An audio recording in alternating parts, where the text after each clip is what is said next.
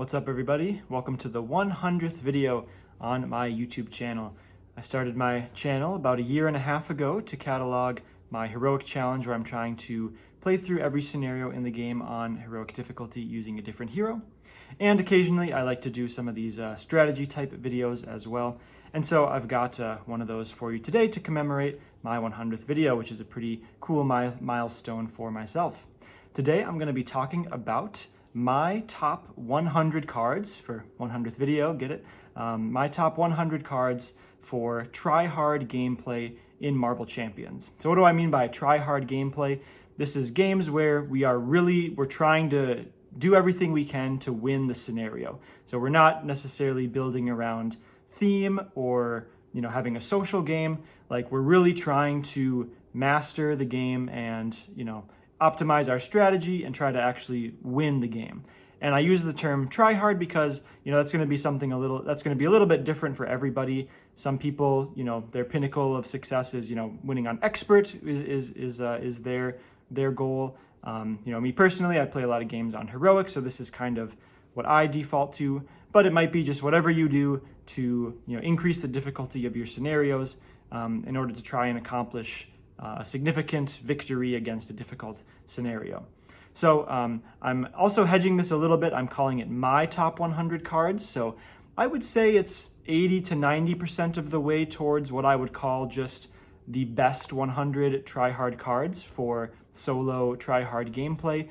But there's a little bit of my personal favorites in there, cards I've had some really fun games or fun experiences with, or cards that I just tend to play a little bit more often. Maybe there's some cards you might be expecting on this list, but just for whatever reason, I haven't played them, so they don't show up in the list. Maybe it's just a hero I haven't played as much as is who those cards are good for. So I would say, while this is a somewhat self-aggrandizing video for like sharing my top 100 cards, I hope it's fairly educational as well, as I'll be talking about kind of what makes all of these cards so good, how I've been using them to success, and maybe you can take something from that into your own decks that you make. So it's probably going to be a long video here. We'll see if I get through it all in one part. Yeah, buckle in. Let's talk about my top 100 cards for try-hard gameplay in Marble Champions. So at number 100, I've got Psychic Kicker. As I go through this list, I'm not going to be reading the text of every card. That would just add a lot of extra time to what's already going to be a long video. But I will have the cards here on screen here for you to read if you're less familiar with the card. So Psychic Kicker is just the perfect one resource for 2 thwart or 2 damage. And this is what I will refer to as gold standard efficiency. So that's 2 points of value per 1 resource spent. This is the efficiency that we really need out of our cards in order to justify playing them alongside allies, because allies are generally the most efficient cards in the game, and they are often achieving this efficiency for the proportion of their cost that is going towards thwarting and attacking. So if a card, like an event, doesn't meet this efficiency, we have to have some compelling reason to play it over just a staple ally or some other staple card that does reach the gold standard efficiency. So once again, that's 2 points of value, whether it's thwarting or attacking, for 1 resource. And so Psychic Kicker just hits that perfectly. Obviously need an ally in play, but that's very easy. We also get this ability to ready the ally. Now, readying an ally in and of itself isn't always worth a card, but I just view it as a bonus here, right? Because we're already getting that efficient value from this event, so maybe it gives us a little extra tempo out of that ally, which can be nice. And this would easily be higher on the list if it wasn't locked to psionic heroes only. So basically just Phoenix and Psylocke can play this reliably, but it's one of the reasons that psionic is such a strong trait for those heroes to have, because you get to play these psionic trait locked cards like Psychic Kicker, and this, the star of the bunch, in my opinion, for a leadership psionic deck. Number 99, we've got Powerful Punch. So of course I say that about gold standard efficiency, and then we come immediately to a card that is well below the gold standard efficiency, but there can be other reasons why a card is still playable, such as in the case of Powerful Punch. So this is 3 ER for 4 damage as an interrupt to when an enemy initiates an attack. And the reason why we can justify this sort of poor efficiency is because we'll typically play it in a Change of Fortune deck. Change of Fortune is a card we may or may not see later in this list. An incredibly efficient resource generator for protection that requires us to defeat enemies during the villain phase. So Powerful Punch, because it interrupts an enemy initiating an attack, allows us to kill that enemy during the villain phase and get our draw off of Change of Fortune. So this is one of the kind of key enablers for that strategy. So a lot of fun to be had there. I've also just had some pretty memorable games with this card. This is one of those that I mentioned where there's kind of some personal bias in here. But a game I had against the Sinister Six where I was really abusing Powerful Punch, like because those villains, when they're defeated, they re-enter the roulette of all the other villains. But if we take out the villain with a Powerful Punch, that just completely stops its whole activation. So that's a pretty satisfying thing to do. Also playing with Shadowcat. Shadowcat, while in the phased form, doesn't take damage while she's defending. So Powerful Punch is kind of a fun one where it's actually an attack. It's progressing our victory condition, but it also is labeled as a defense. So it prevents the damage from whatever attack Shadowcat is suffering. So that's very fun to do as well. But, probably the weakest card in my top 100, which makes sense because it's number 99. At number 98, we've got Nowhere. This is a card that maybe would be higher. I haven't played a ton of Guardians recently. If you've been following along, I'm doing this heroic challenge like I mentioned, and I'm saving the Galaxy's Most Wanted for last. I often like to use heroes against the same wave of scenarios that they came out in, so I just haven't played that many Guardians yet. But Nowhere is one of the very powerful cards to play in a Guardian strategy. After we play a Guardian ally, exhaust Nowhere to draw a card. So that's just good, relatively cheap, efficient resource generator. And we get this huge upside, maybe not a huge upside, but definitely meaningful upside of increasing your ally limit by 1. Allies, because of how efficient they are, we just want to play so many of them. And it's always awkward if we've got full allies, and the most efficient thing to do with any given hand is to play another ally. So a nice little bit of bonus value there, and could easily be higher on the list if I had just been playing more, Guardian heroes over the last year and a half. Number 97, we've got Med Team. The protection support here came in the core set, but still holds up very well today. We get 3 opportunities to heal 2 from a friendly character. So generally we want to do this on our allies. And when we're healing allies who are attacking for 2 or thwarting for 2 with each hit point, Med Team becomes a highly efficient card. It's like 6 points of healing. Call that, 6 instances of thwarting for 2 or attacking for 2, which is like 12 points of value for a 4 ER card. That's just really, really solid efficiency. Now it's a little bit slow, of course, but the efficiency ceiling is there. We kind of need that in our Tryhard games because the encounter deck usually has a pretty high value output. So even if it's a little slow, we just need a high value output ourselves. And Med Team really helps us do that.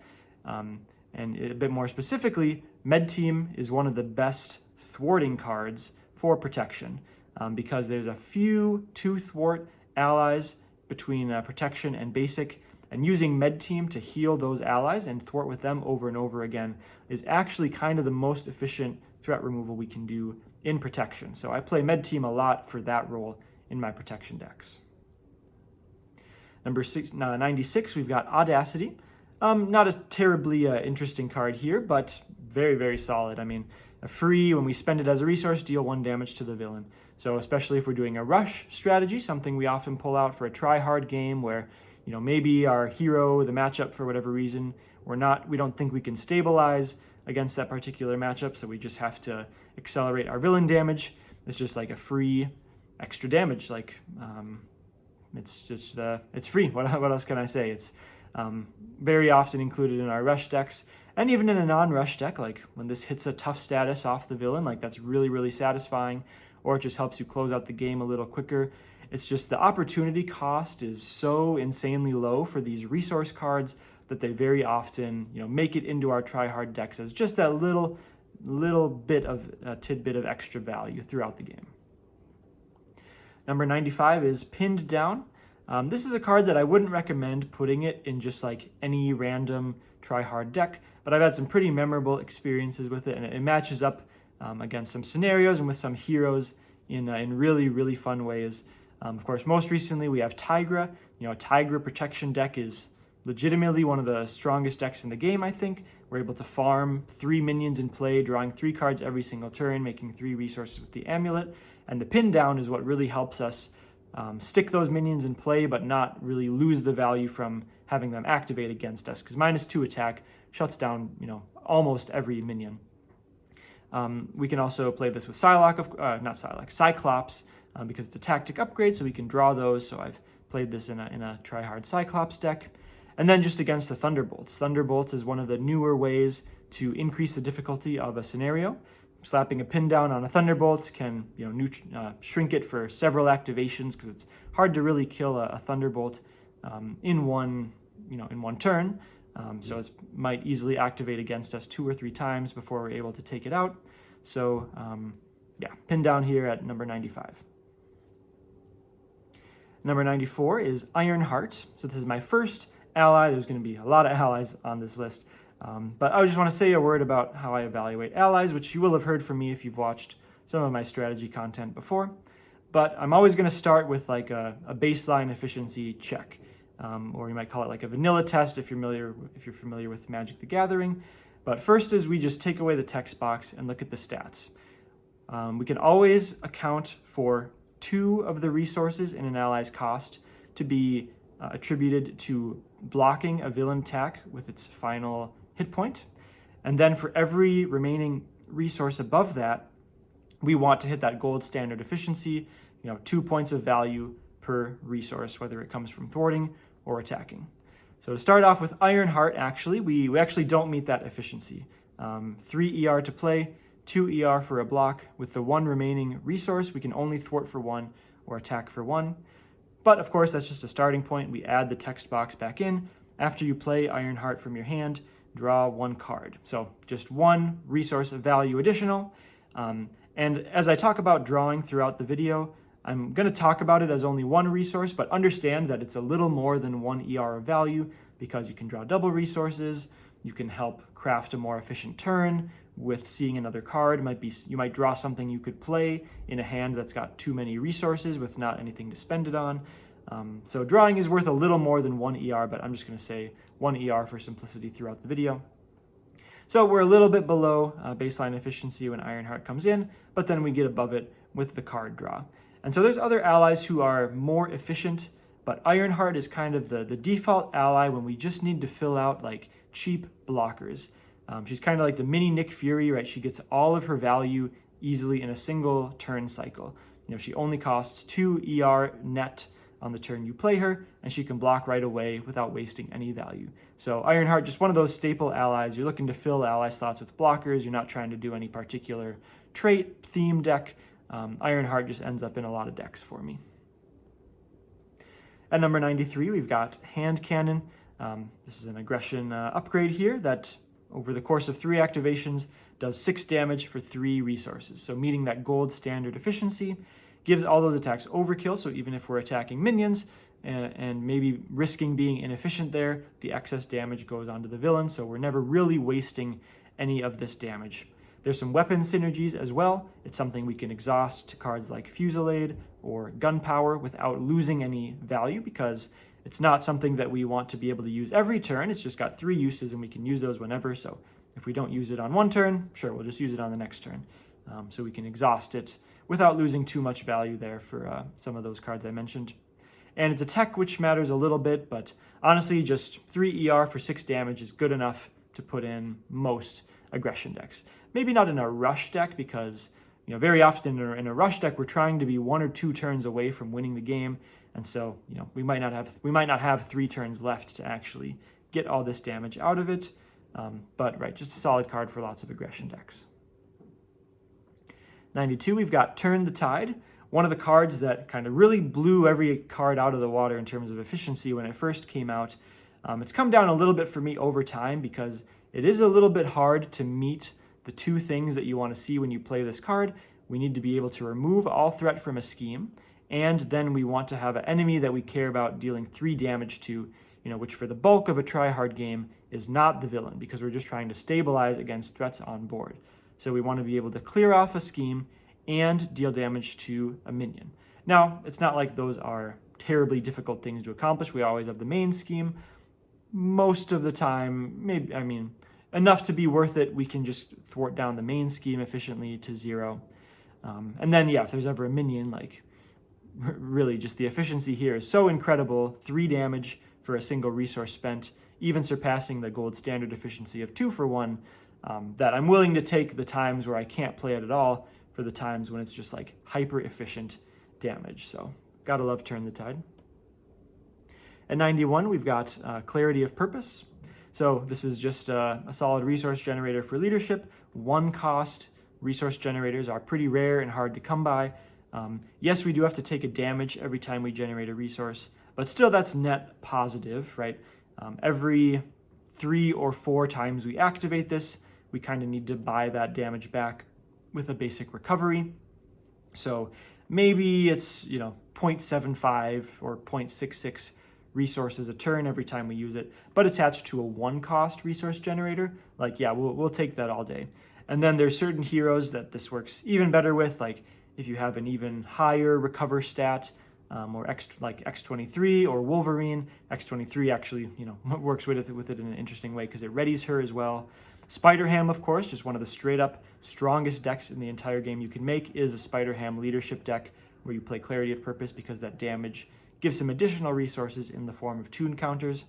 But then, right, just anyone with a big recover stat, a She-Hulk, a Hulk just has so many hit points and really needs resources.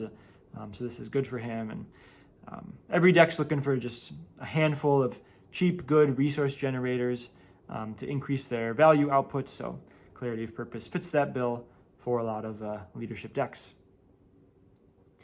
At number 90, we've got the Phoenix Leadership Ally. So Phoenix, here we go. Do our check here. Baseline efficiency, perfectly met. 4 ER to play, 2 resources goes to a block. The last 2 resources let us thwart for 4. So that's like the standard for allies. And then in many cases, allies are meeting this efficiency plus adding some additional ability in their text box. So in Phoenix's case, we get to ready an X-Men ally and heal it. So that is contributing another resource-ish of value, giving an ally the ability to thwart or attack again. And unlike, effects that just ready allies, this is also healing it. So we are actually getting value out of that ability, not just tempo. So one of the just best X-Men allies if we're playing an Uncanny X-Men deck, or Utopia, of course. Phoenix is just one of the ones that's always going to be in there for meeting that baseline efficiency plus 1 additional resource. At number 89 is Blade. Blade is a card that I think I underrated for a long time and still probably underrate a little bit because at minimum, Blade is just 2 resources and he can block a villain's attack. And that's really, we don't need to ask that much more from a card in order to justify putting it in our deck. But in addition to being able to do that, he is a resource sink for us. We can convert physical resources into usually attacking for 2, but we can thwart for 1 in a pinch. He's an Avenger, so he's a really good ally to sort of stick and play, keep him around, and then use him to fuel our Earth's Mightiest Heroes, which is very effective with Blade. Or we recently got Iron Lad in the Civil War expansion. We can exhaust Blade to add his power to Iron Lad's activation without having to spend a resource. And then he's also got these 3 hit points. So there are times where we get like 1 or 2 indirect damage, or we want to block a minion's small attack, and he can do that just kind of for free because he already meets that acceptable efficiency just from being able to block a villain attack eventually. So lots of little edges that Blade gets makes him a very effective ally, especially if we're building around some of those Avenger synergies. At number 88, we've got the Spider-Man Miles Basic Ally. Meets baseline efficiency, right, with that 2 attack. And when he enters play, gets a buff, temporary buff to either his thwart or attack. So again, baseline efficiency plus 1 additional resource of value, assuming we do the attack, which is just his better activation. But also it's very legitimate to buff his thwart and get a good burst of tempo, being able to thwart for 3 right when he comes down. Many times I've included him in like a protection deck or an aggression deck, the 2 aspects that can struggle with side schemes. We can play Spider-Man. He's got all the normal efficiencies that attend to an ally, but he can also thwart a side scheme for 3 right when he comes down, which is something that can't be said for many other allies in those aspects.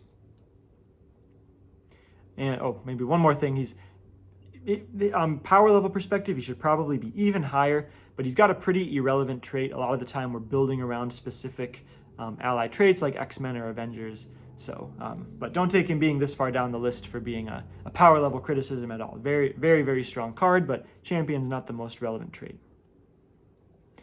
At 87, we've got the Hawkeye Clint leadership ally.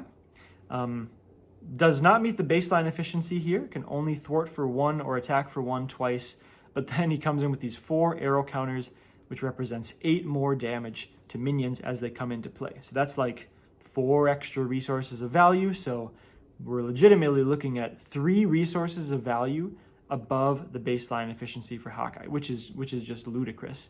And even as I say that out loud, he maybe should be a little bit higher on this list. He is kind of slow. I think that's the reason why Hawkeye doesn't always make it into decks, and competition for allies and leadership is really, really high. But like if you're able to use all of his arrow counters, I mean, it's just completely absurd value. He's an Avenger, again, kind of like Blade, where he's an Avenger who his value doesn't come really from activating, so we can use him to fuel our Earth's Mightiest Heroes, which is pretty nice. So there we've got Hawkeye Clint. 86 is counterintelligence, the justice preparation that prevents threat being added to the main scheme. This is like the default preparation if our hero cares at all about preparations. All we really need is Agent Coulson in our deck, who we'll see later in this list, for that to be true. But especially against like scenarios where the villain is steady or stalwart, we don't have that option to confuse the villain, one of the most powerful things to do in any solo game. So I have very often played a counterintelligence or 2, or just like Agent Coulson plus counterintelligence to be that safety net against an advance, because that's just a pretty common way to lose the game.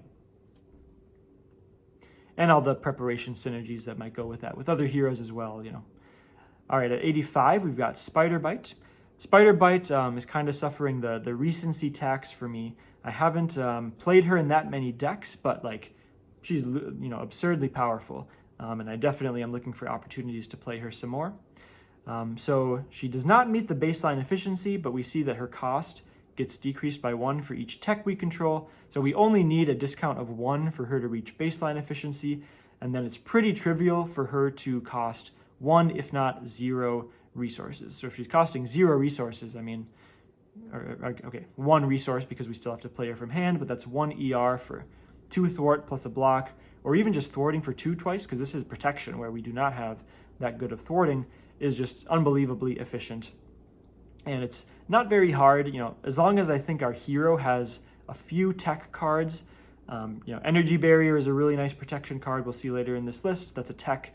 I'm happy to play 3 copies of that in basically any protection list. So we just need a few other techs really to justify Spider Bite and make her mostly cost 0 or 1 resource. She's a web warrior, of course. A lot of the web warriors do overlap with having the techs, so she's one of the essential web warriors in those in those heroes' decks. And yeah, just really, really nice. At 84, we've got Tic-Tac-Toe. I do have 2 pool cards on this list. Not an aspect I play a ton because there's not that much deck building variety that comes with pool. But there's kind of 2 decks you can do, right? You can do the bad icon deck, which is really, really bad, or you can do like the mulligan deck, where you're trying to spend resources without playing cards so that you can mulligan and redraw your hand and keep going from there. So Tic-Tac-Toe is one of the key cards there because it's this resource sink. We can do this any number of times on a turn, spending a resource to move damage from a character to an empty space above matching the spent resource. So, right, it's a good, obviously we've got to pay 1 ER to get this in play, which doesn't redound to any immediate tempo, but then we have this efficient channeling of 1 resource into likely 2 thwart or 2 attack, meeting that standard efficiency by healing an ally. And we can heal ourselves in a pinch if we need to, or if we've got that mulligan in hand. The other thing with this card is this might be the most just fun, tactile, the tactily most fun card to play in Marvel Champions, putting the damage tokens on the icons. The way you sort of game it to, it can hold a maximum of 7 damage, But say we got a 6 health minion and we need to, or 5 health minion that we need to take out, we can stop early to get that burst of damage on demand against that minion. And so once we actually factor in that damage, that does make up that initial 1 resource cost, and makes a pretty efficient package overall. So that's one of the 2 pool cards that we'll see on this list. 83, we've got Innovation. Similar to Audacity, just just having this free value to heal an ally probably gives us an additional resource or so of value, is just really, really nice, especially if we're healing like a Spider-Man, Peter Parker basic ally, or like certain signature allies whose just activations are really, really powerful. That heal is really nice, and again, the whole thing is that it's just kind of free because we're spending resources anyways to play our other cards, and oh, by the way, heal your ally for 1. So not like terribly broken or anything, just again, very low opportunity cost, and gives us that extra tick upward of efficiency output from our decks. At 82, we've got Starhawk. Starhawk does meet baseline efficiency here, a little more, not quite the same as some of the other ones because there's 2 consequential damage on that attack for 2, but there's also 3 health, so we can still attack for 2 or thwart for 1 twice, and then block to meet baseline efficiency. Starhawk's text box doesn't actually go above that, but Starhawk is one of the highest flexibility increasing cards in the game. Maybe that's a bit too hyperbolic, but what I really value from him is this flexibility, because whether he has 1 or 2 sustained damage, we can always activate him in a way that deals him damage equal to his remaining hit points and brings him back to our hand. So maybe we've got a power of protection that doesn't have any 2-cost thing to pay for. Like now we can spend that on Starhawk, which is a relatively efficient package. Or we just drew too many resources. We don't have enough interesting stuff to play. Starhawk gives a reasonably efficient place to put 2 resources. Because over a cycle of activating, he's like 3 ER to play, but then a rebate of 1 when he bounces back. Thwart for 1, attack for 2, that's like 1.5 resources of value. So like 3 points of value for 2 ER. Like that's okay, it's nothing crazy, but it raises our floor tremendously by giving us that flexibility over our turn. So I do tend to play Starhawk quite a lot. He's a Guardian, Aerial, both of which can be relevant from time to time as well. 81, all right, 20% of the way done here. Let's see, 20% in 25 minutes, so we're looking at a little over 2 hours. Okay, I think that's about what I expected. 81 is Come Get Me Bub. All right, so every aspect now has a couple ways to do this. Maybe that's not quite true. I think this is the only way protection can, but we've had this slow trickle of cards over the last year or so of cards that help us engage minions for some above rate effect. Obviously 1 ER for healing 3 and getting a tough status would be tremendous. That's like 3-ish resources of value, but we have to engage a minion. Really where we want to use this card is with the minion farming heroes like Thor or Tigra or Winter Soldier, heroes that get some additional benefits for defeating minions, because on average I don't think it's really worth the healing, just that I don't think that compensates for getting another minion to deal with.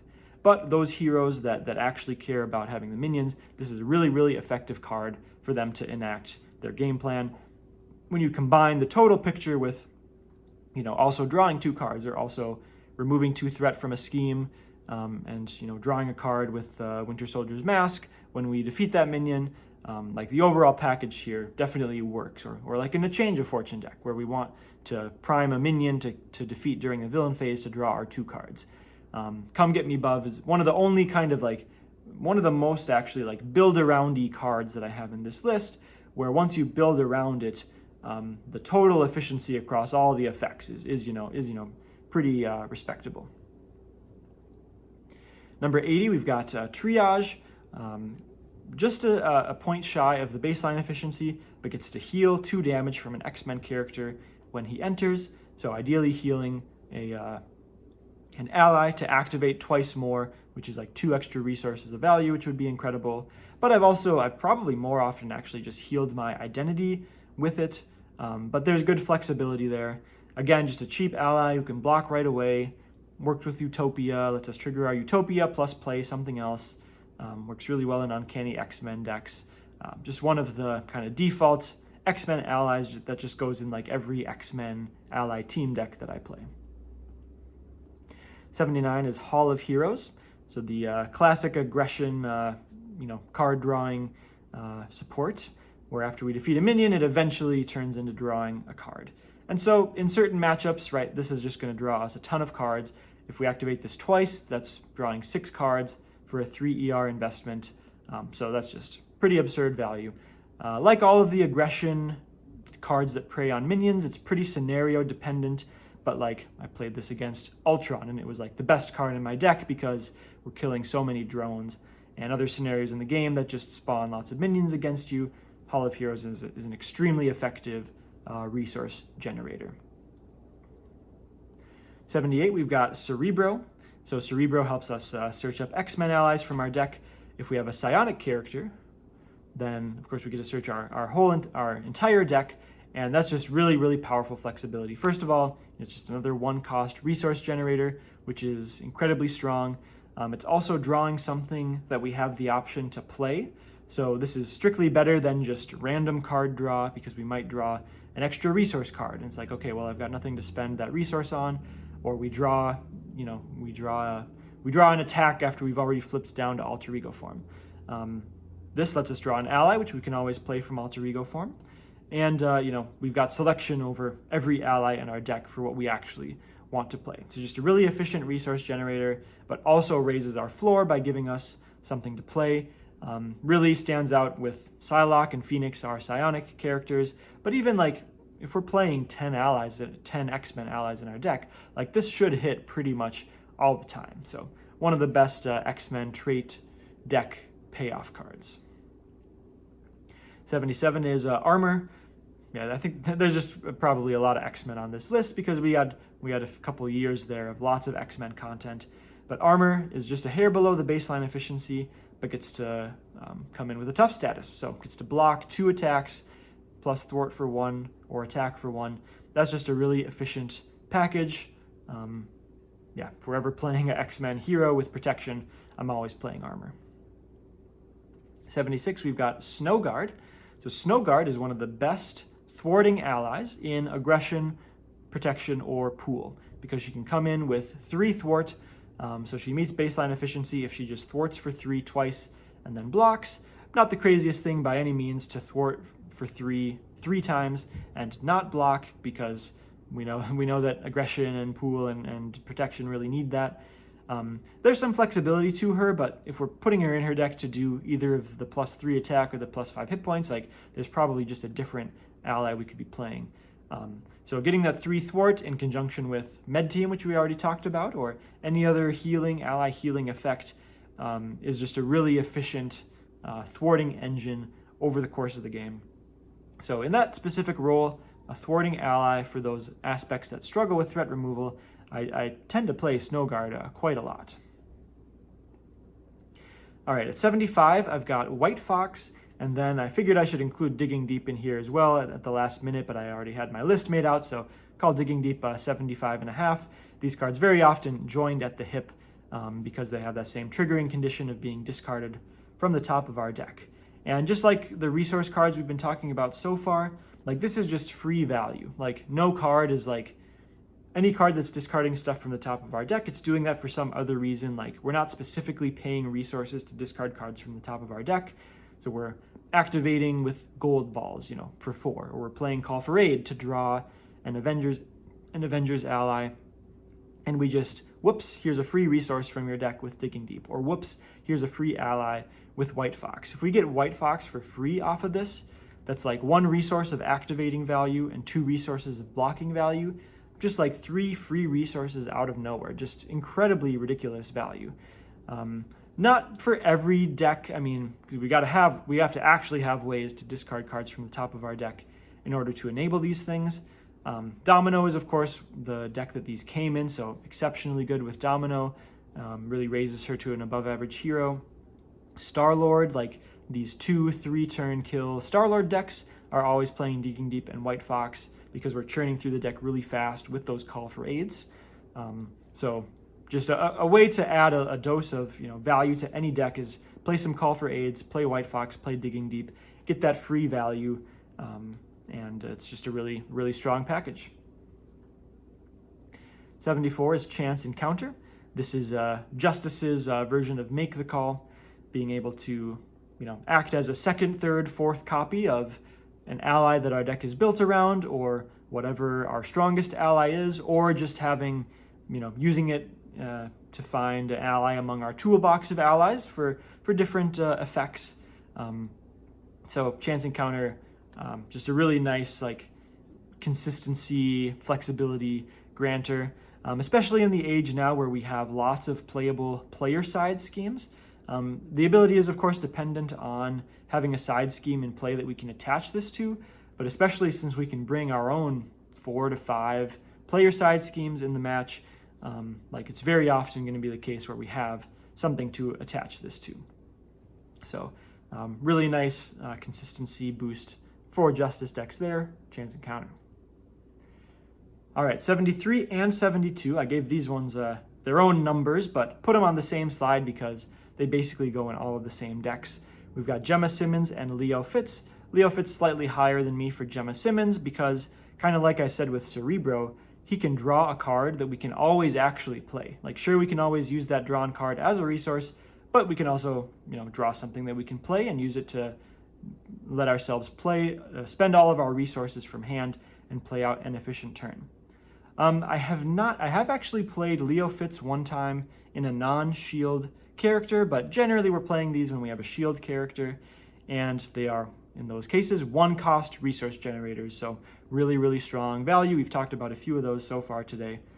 But for Black Widow, these are 2 of the best cards in a Black Widow deck. Nick Fury really likes to see these, and any shield, War Machine makes very good use of Gemma Simmons and Leo Fitz here as well. So just really good resource generators if we've got a lot of techs. And Leo does have to activate as an alter ego action only, but being able to draw whatever we need, or find our find Black Widow's gauntlets faster is just incredibly, incredibly strong. 71, we've got Multitasking. This is just a classic gold standard efficiency Justice threat removing card. 2 ER to remove 4 threat from schemes in play. Yes, we do need to have an additional scheme in play in order to get that full value, but like we talked about with Chance Encounter, we've got player side schemes. It's not terribly difficult to have an extra scheme in play to remove the second bit of threat from, and if not, use it as a resource. I'm always a little bit biased towards the higher ceiling cards because the floor of every card in this game is just higher than it would be in other games. Number 70 is Valkyrie, the aggression ally. Meets baseline efficiency plus another resource or so of value from this enters play ability of dealing 2 or 3 damage to a minion. So just very, very efficient ally. Asgard and Avenger traits, both fairly relevant. And just goes in lots of aggression decks because it doesn't ask you for very much and gives you a lot of value. So excellent ally here, Valkyrie. 69, we've got Gunboat Diplomacy. Another another definite build around card, but this is the kind of efficiency that I want to get if I'm building around something. If we exhaust 2 thwart characters, we're removing 4 threat from schemes and dealing 4 damage for 2 ER. So just absurd efficiency, 4 points of value per resource spent there. Exhausting, typically we want to exhaust allies. So yeah, sure, it takes away a little bit of tempo from them, but it doesn't use up their hit points, so we're not losing any value associated with those allies. So just incredibly efficient event here. And really, even if we do have to exhaust our hero, or if we exhaust a 1 thwart character, it's still very efficient value. So one of the most powerful things to build your entire deck around, playing this combination of X-Force and X-Men allies, ideally with an X-Force or X-Men hero as well. At number 68, we've got Patriot. Patriot is a relatively new card, but has made a huge impression on me already, especially with those minion farmers that I mentioned with Come Get Me Bub. He meets baseline efficiency as is. So again, like even if we don't engage any minions while Patriot is in play, we're going to get totally fine value out of him. But if we even engage one more minion, that gives him an extra tough status, which might be 2 resources of value, blocking a villain attack. And then the ceiling is infinite, engage. I've certainly had him engage 3 or 4 minions throughout a game and get 3 or 4 tough statuses and just keep blocking attack after attack. So such a huge value upside here with Patriot and the relevant Avenger trait as well. But right, especially with like Thor or Winter Soldier, you've got effects that you actively want to place cards that spawn minions in play engaged with you. Patriot gives you a huge rebate on those abilities by getting a tough status card. Say it with me, everybody. Number 6-7, we've got Thor Odinson, the aggression ally. Just a heaping pile of value. I mean, my goodness. Baseline efficiency, it's kind of a weird one to think about with baseline efficiency, but it's 2 blocks and an attack for 3. That's like 5.5 resources of value for this 4 ER play. Highly efficient. Or we can just attack for 3 twice, like that's totally fine as well. Attack for 3 twice, then block. That's baseline efficiency plus 1 resource. And then that's before we even talk about this interrupt here, where if there's a solo game, if we're engaged with multiple minions, we can channel 1 resource into 3 additional damage, which is amazingly good efficiency. And there's times where we're engaged with 3 minions or 4 minions, and he just goes completely crazy. So Thor, just an incredible ally. Nice one with Iron Lad as well from the new Civil War expansion. At 66, I've put game time here and then kind of honorary mentions to all of the training cards because they obviously go together. You can't play game time without the training cards, but rather than attribute 5 different spots on my list to all the different trainings, just kind of bucketed them all here. But game time, 1 resource to ready and heal an ally, and probably a buffed ally, so that 1 resource turns into probably 3 thwart or 3 attack, and can even be 4 in some cases. So just a really efficient thing to do, a really efficient thing to build around in an X-Men ally deck. At 65, we've got One Way or Another. Really, this is one of the cards that falls off the hardest in multiplayer, but this is just a solo ranking. We end up drawing two resources. We end up ahead 2 resources for the cost of finding a side scheme.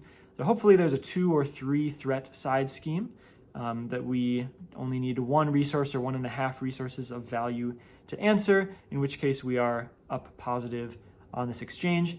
In some cases, we can even find side schemes that help us a little bit. This is the first heroic game I ever played, was against Thanos, where I used One Way or Another to find the side scheme that lets you discard an Infinity Stone from play when defeated. So that was a really satisfying combo to pull off. But again, we've already seen a few cards that a lot of the best Justice cards want us to have additional side schemes in play or want us to defeat side schemes. So this is another way to help enable that strategy by forcing some side schemes into play for us to work with. At 64, my second and final pool card of the list is Mulligan. I talked about the strategy here already. We've got a bunch of cards in pool that let us spend resources without playing them, so we can still play Mulligan as long as we haven't played another card this phase. So it's a really satisfying way to get a boost, to get a resource advantage. Or we can just do the normal thing of we're in hero form, we flip to alter ego form, play Mulligan, now we have a higher hand size than we started the turn with, so we get an extra card there. Or just the default case of we just have a crappy hand and we want to draw a new hand. And Mulligan helps us do that, really raises our floor. I don't think I've ever played a pool deck that did not have 3 copies of Mulligan in it. All right, number 63 is Kalu. Kalu is just a hair below baseline efficiency, but then draws a card after entering. He can whiff, but it's you should be over 90% to hit with him. He also draws an event, which is specifically something you can do, again, right? No risk of kind of redundant resource generation. But kind of like Ironheart, he's just a very cheap ally, can block right away. He's an Avenger, so play him a lot in our Avenger team decks, but just good, solid value. A lot of the classic good things that we can say about allies, we can say about Kalu, and he's one of the fast ones like Ironheart that turns over all that value over a single turn cycle and can block right away, and can just help us find our events, which help us keep doing things on our turn, and maybe we're built around some key events, or we've just got really strong identity-specific events that we want to see faster. Kalu helps us get to those. At 62, we've got Bring It. So Bring It is just, again, reasonably high floor, but very high ceiling. If this is 1 ER to draw 2 cards, or 3 cards, 4 cards, whatever, like that's just incredible value. Again, drawing cards is better than just this being another double resource, because we can have cards that have too many resources in hand, but this is card draw. We can never have too much card draw. Again, this is going to vary a lot depending on the scenario, but I'll pretty much always play like 1 Bring It in an aggression deck. If we play 3, we can get some of those awkward turns where I drew 2 Bring Its and a double resource and kind of nothing to do. But I often play 1. We can always like cycle it if we have a single minion, but anytime that we are getting multiple draws off of it, it's just absolutely incredible value. Number 61 is Karma. So Karma has this unbelievably strong ability of stealing a non-elite minion and turning it into an ally. So the value here is it's as if we did enough damage to that minion to kill it, and then we played our own ally copy of it, and Karma can still block for 2 resources of value once that ally is used up. So like, say we've got a 4 health non-elite ally on the board. It's like 2 resources of value to deal 4 damage to it. Maybe that ally activates once, call that 3 resources. Then that ally blocks 2 more resources up to 5. Karma blocks up to 7 resources of value for the cost of 5 resources. So just tons and tons of value there. And that's even kind of like the average case, right? Obviously, allies can have more than 4 hit points. They might have some when defeated ability that this gets around. They might have a tough status or some other attachment making things really difficult for us. And Karma just says, nope, I'm just going to take control of you and ignore all that stuff, while just being an efficient play in the worst cases as well. The only kind of tricky thing is that this will occupy 2 of your ally slots. So, it can be a little bit awkward there. You might run into your ally limit. But just the efficiency is tremendous that it makes those situations worth it. Number 60, we've got Agent Coulson, mentioned this one a bit earlier. Meets baseline efficiency, plus draws a card, draws a preparation from our deck. The default is that counterintelligence, like I mentioned, because counterintelligence doesn't have crazy efficiency or anything, but a pretty valuable effect with being able to, save us from an advance. Or we just draw a practiced plan, or maybe our hero has a hero identity-specific preparation. But honestly, even just playing 1 counterintelligence in deck, maybe we're only going to ever use that for a resource, but like this is just a classic high floor, baseline efficiency plus 1 resource of value ally that makes our decks pop. At 59, we've got the X gene. I've said enough about 1-cost resource generators already. I don't know the percentage off the top of my head, but very high percentage of X-Men characters just should play a 1 copy of X gene, and it's a very efficient resource generator. At 58, we've got Skilled Strike, gold standard efficiency here, 1 resource for 2 damage. Can't ask for too much more than that. As we look at our efficiencies, right, efficiency is efficiency, but it gets even better in terms of flexibility when it's a cheap card like Skilled Strike. So this is just 1 resource, so very easy to make an efficient turn out of any hand where we have a Skilled Strike. So whether we're just going for rush and we want our damage to come as efficiently as possible, or we want to clear a minion, whatever, it's just 2 damage for 1 resource. Can't ask for much more than that. At 57, I've lumped together here the 2 genius trait payoff cards, Ingenuity and Moon Girl. Ingenuity, just a no questions asked resource generator, just straight up makes a mental resource, not gated to events or techs or anything like that. So Ingenuity is incredibly strong as a resource generator. And then Moon Girl, one of the best allies in the game. Really, in my experience, like the number of times that I have not drawn 3 cards with Moon Girl is very, very low. So assume we're drawing 3 cards, activating once, blocking for 2 ER of value, 6 ER of value for 4 ER paid. Incredibly efficient. And of course, we talked about the benefits of card draw, helping us see our important cards more often, possibly drawing double resources. So just incredible efficiency there. And right, can only be played while we're a champion or genius, but right, in those decks, it's very often our best card. At 55 is Jocasta, the protection ally. So fails the baseline efficiency, which can only attack twice for 1 or thwart once for 2. But we get to attach a defense event from our discard pile to her, and then that event is effectively in our hand. So it kind of buys back 1 resource, bringing it back to baseline efficiency. But the way that Jocasta lets you like save a defense for the perfect moment is really valuable. Defense events are always a little tricky because we want to play out our turns efficiently. We want to spend every resource in our turn. But if we really want like a defense in hand, we kind of just have to cross our fingers that we draw as we draw up to hand size in preparation for the villain phase, and just kind of hope we find our defense event there. Jocasta, we can just stick a defense event under her and use it for however we want, whether it's change of fortune to get that powerful punch, or to have, Ghost Spider wants to have a defense ready to help her, trigger her hero ability.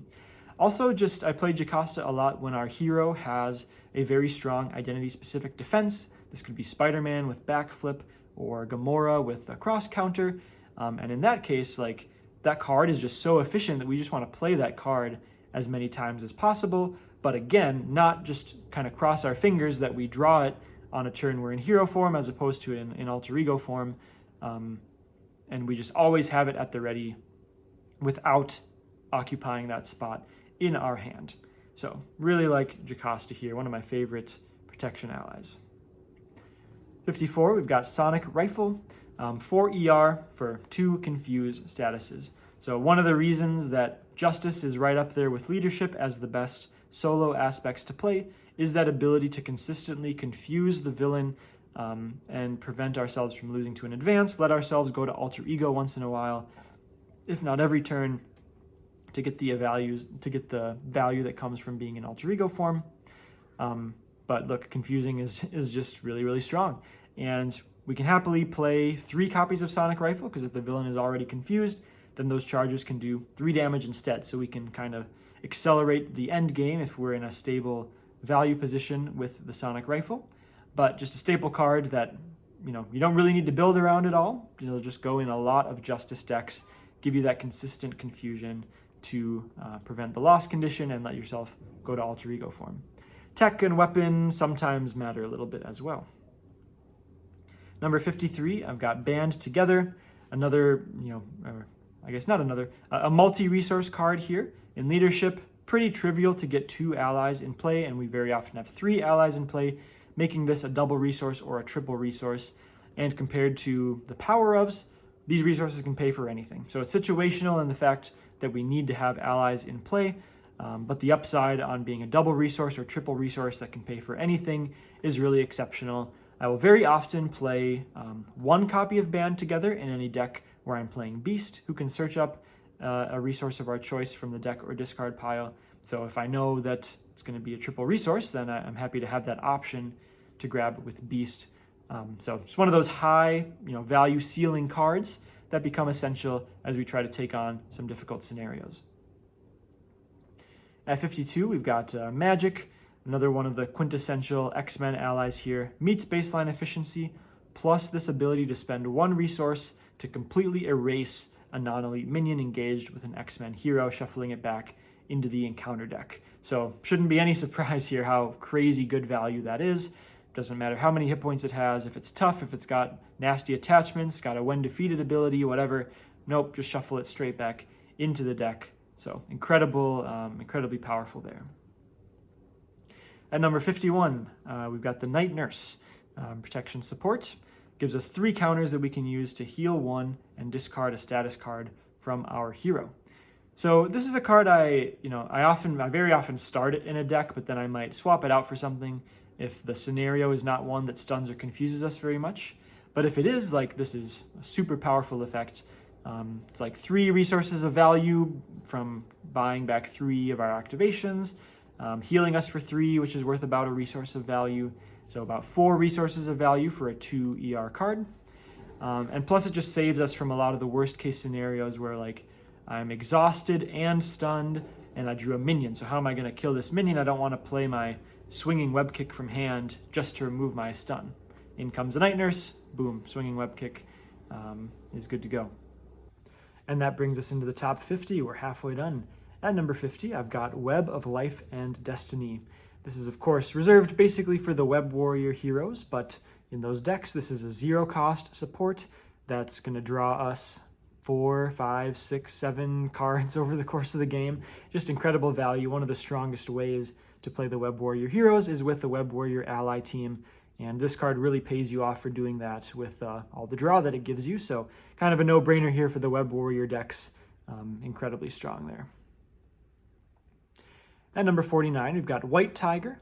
One resource below baseline efficiency with the stats, but when she enters, assuming we're at least playing Expert, she's going to draw 2 cards, so that already brings her back to baseline efficiency, and then 1 resource over baseline efficiency. If we're on stage 3 of the villain, then she even draws 1 extra card above that. So just a really efficient play, kind of like a little bit upgraded Ironheart or Kalu. I talked about these as characters who sort of come down, activate, can block right away. They draw enough cards to refund their resource cost plus a little bonus, just to keep things churning, keep drawing through our deck. Draw, of course, being so valuable. So White Tiger, just a staple ally, is an Avenger, but we can play White Tiger in any deck just because the ceiling or the floor is so high from just being able to draw cards right away and use up all her value over a single turn cycle. Really good in the Civil War scenarios too, because they start on stage 3. 48 is Throg, the Aggression ally.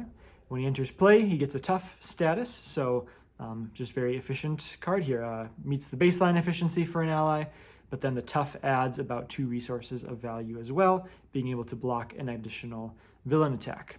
Also an Asgard ally, which is mildly relevant, and a Guardian, which is also can be relevant as well. But just in an aggression deck where, you know, we're trying to prey on minions already, maybe we're even engaging some of them on our own accord with some of our events, spawning minions, then Throg is just incredibly valuable ally. 47, we've got Clear the Area. So we're generally assuming that when we play this, we're going to be clearing the last threat off of a scheme. So in that case, it's 1 net resource for 2 threat removed. So that's the gold standard for efficiency. But just the way it cycles your deck a little bit, kind of gives it that nice edge. And, you know, thwarting events tend not to have that efficiency. We've basically got multitasking and Clear the Area, get that gold standard efficiency. So these are like the 2 big thwart events for Justice that give us a really efficient threat removal. 46 is Chase Them Down. So I didn't realize I put them next to each other here, but very similar, right? 1 ER for 2 threat removed. Does have the conditional that we need to attack and defeat an enemy, but in aggression, you know, we're the minion slayer. Although I guess in a solo game we have all the minions, but this is just as efficient a threat removal as you can get for aggression. 2 threat removed for 1 resource spent. And again, just aggression being not as good at thwarting as some of the other aspects, you know, we'll take this efficiency, or we'll take the conditional here because the efficiency is so high when we're able to pull it off. So I very often include 2 or 3 copies of Chase Them Down in my aggression decks to account for threat removal. Number 45, Ever Vigilant. So this is not a, this isn't quite going to meet our gold standard efficiency most of the time. If we ready our hero, we're probably activating for 2, maybe sometimes 3, like Spectrum is a great hero to use Ever Vigilant with. So that's 4 or 5 points of value for 3 ER. But again, protection sorely lacks in the threat removal department. So this is, in many, many cases, 3 ER for 4 threat removed, which is about as much as we can hope for. It's a 2-cost protection event, so I always like the 2-cost or more cards in order to enable the power of protection. But just a very high floor card for any aerial hero. Certainly the ones that are just naturally aerial, like a Falcon or a Spectrum, but sometimes if we get aerial easily enough from one of our upgrades, we might throw Ever Vigilant in there, such as like maybe Doctor Strange can get aerial from his cloak, and Ever Vigilant is pretty good with him because he makes good use of being ready as well. 44, didn't even realize I did this, but I'm just on a roll here. Speaking of Doctor Strange, we've got a Spiritual Meditation. Play only if we are a mystic, so not usable by too many heroes, but this is the card that really makes mystic a powerful trait to have. We draw 2 cards, discard a card from hand. So we're net even on cards. We spend 2 to draw 2, but again, we could be drawing double resources. We're discarding a card, we're giving ourselves 2 new options to play that turn in order to craft an overall efficient turn. So any turn where you have a Spiritual Meditation, like that's just going to be a really powerful turn, and it just draws to our multi-resource cards faster, draws towards all our most efficient cards faster. So I think every mystic without a doubt should be playing 3 copies of Spiritual Meditation in every deck, and the way it just gives you the flow through your deck is just like really, really good, and there's basically no downside because you get the same amount of resources back as you spend to play it. Number 43, I've got Squirrel Girl. So this is the leadership ally. When she enters, deal 1 damage to each enemy. So she's slightly below baseline efficiency with her stats, but then when she enters, she deals 1 damage to everybody. So even just dealing that damage to the villain makes her back to baseline efficiency. And then every minion that we hit is just a little bit of extra value. So again, I really like the cheap allies because they can come down, have an effect right away, and be able to block right away. But this 1 damage to everybody, it's just every time you play it, it's like, it just feels really nice. Like we care about our increments of damage. Like, we don't want to deal 4 damage to a 3 health minion. We want to deal 3 damage to it. And having just 1 damage, these increments of 1, and then she can thwart for 1, like the increments of 1 make it really easy to make efficient turns where you're clearing every threat with exactly as much value as you need, and you're not wasting any value there. So I think that's what I like about Squirrel Girl. And I've just had enough situations where there's 2, 3 minions in play, and so then the value, it's just a lot of raw value in addition to, of course, helping you kill those minions efficiently. And she's an Avenger as well, which matters. If you're playing an Avengers leadership deck, you'll definitely include Squirrel Girl for sure. Number 42, we've got Change of Fortune. Mentioned this one a long time ago, but a 1-cost upgrade for protection. Every time we defeat an enemy in the villain phase, draw 2 cards, or well, once per phase. But that's just like we only need to do that once for it to rebuy itself the resources that we put into it. And then every time we do that on top of it, it's just absolutely incredible value. Energy Barrier is going to be the easiest card to enable this with, especially because it's an upgrade. It can just sit out for when we need to use it, as opposed to hoping we draw an event at the right time. But easy way to make a powerful protection deck is with Change of Fortune, just to get that tremendous resource advantage turn over turn. And it's probably not an every turn kind of thing, but even if it's every other turn or every 3rd turn, like you're still getting 4, 6 resources out of this 2-cost card. Very, very strong. And number 41, Spider-Man Peter Parker, basic ally. Again, throughout this list, many cards here that are just unbelievably powerful, but I derank them a little bit because we can't play them with every single hero.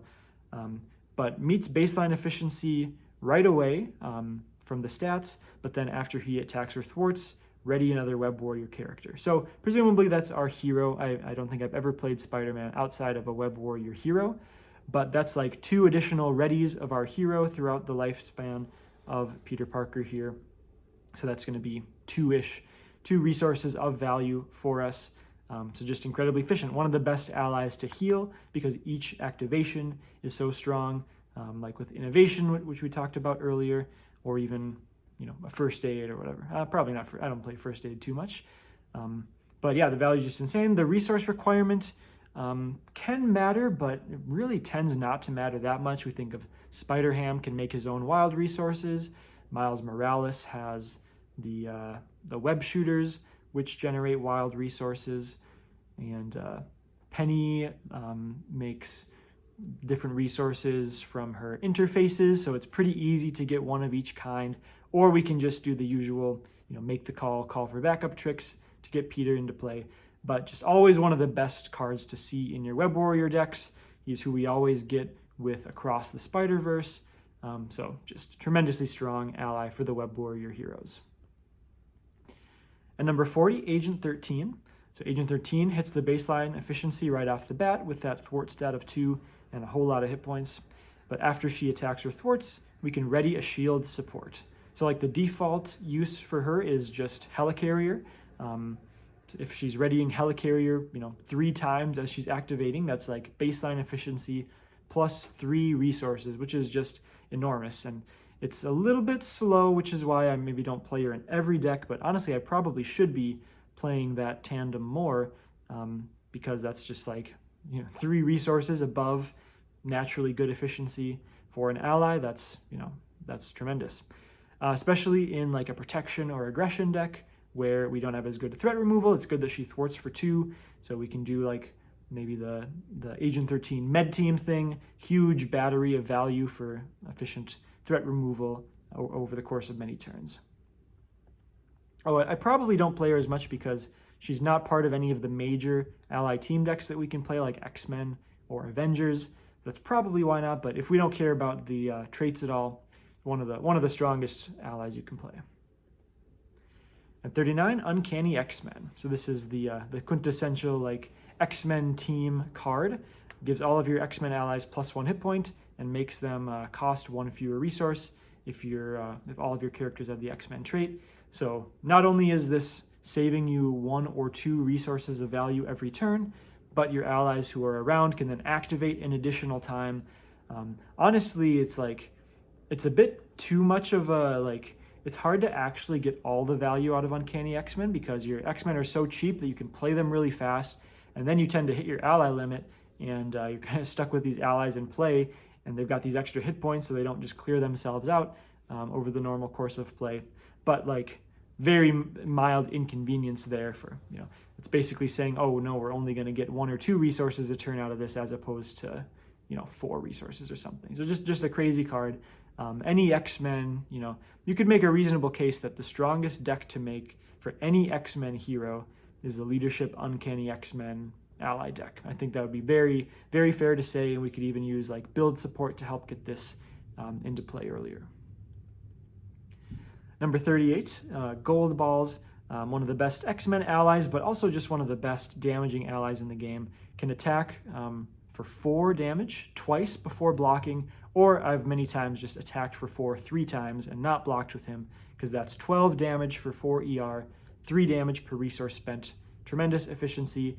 The discarding cards from the top of your deck is not really a cost. I mean, there's a few things the designers have done. I wonder if they think it's more of a cost than it is, but it's like you run out your deck slightly faster. There's opportunity to mill over an important card that you really want to play on your first deck pass, but we're getting such a efficient, such a package of value out of this that I don't mind if I have to wait till a second deck pass. Whatever that efficient thing is I wanted to play, well, I've just got massive efficiency right here on board. So yeah, Gold Ball's incredibly strong attacker, and he is an X-Men, but you by all means do not need to have an X-Men team deck to play this. He's just one of the highest damage output cards that you can get in aggression. 37, I've got Wiccan, another tremendous ally here. Meets the baseline efficiency, not by thwarting once for 2, but by thwarting or attacking twice for 1. Then he's got this response after he thwarts, discard the top card of the encounter deck to deal some extra damage. So anytime we do that, we're exceeding the baseline efficiency with a little bit of extra damage. And so again, increment of 1 thwart is really nice. A little bit of extra damage to throw around. Wiccan, just a very common ally to play, ally to play in Justice. and he is 2 costs, so I've said this a lot, I just really like the cheap allies.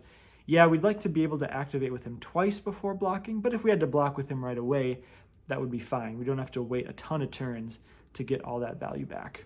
And he's an Avenger, which matters sometimes. 36, I've got Polaris. Meets baseline efficiency, and then when she enters play, give an X-Men character a tough status. So she can give it to herself, so I've played Polaris in tons of decks where the hero is not necessarily an X-Men character, because she can just give it to herself, and now that maybe makes it a bit awkward for her to attack right away, but even in that case, we're getting 1 resource of value above the baseline efficiency.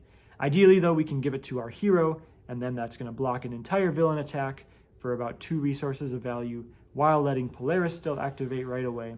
So just to auto-include in any protection X-Men characters deck, but very often can be played by non-X-Men as well.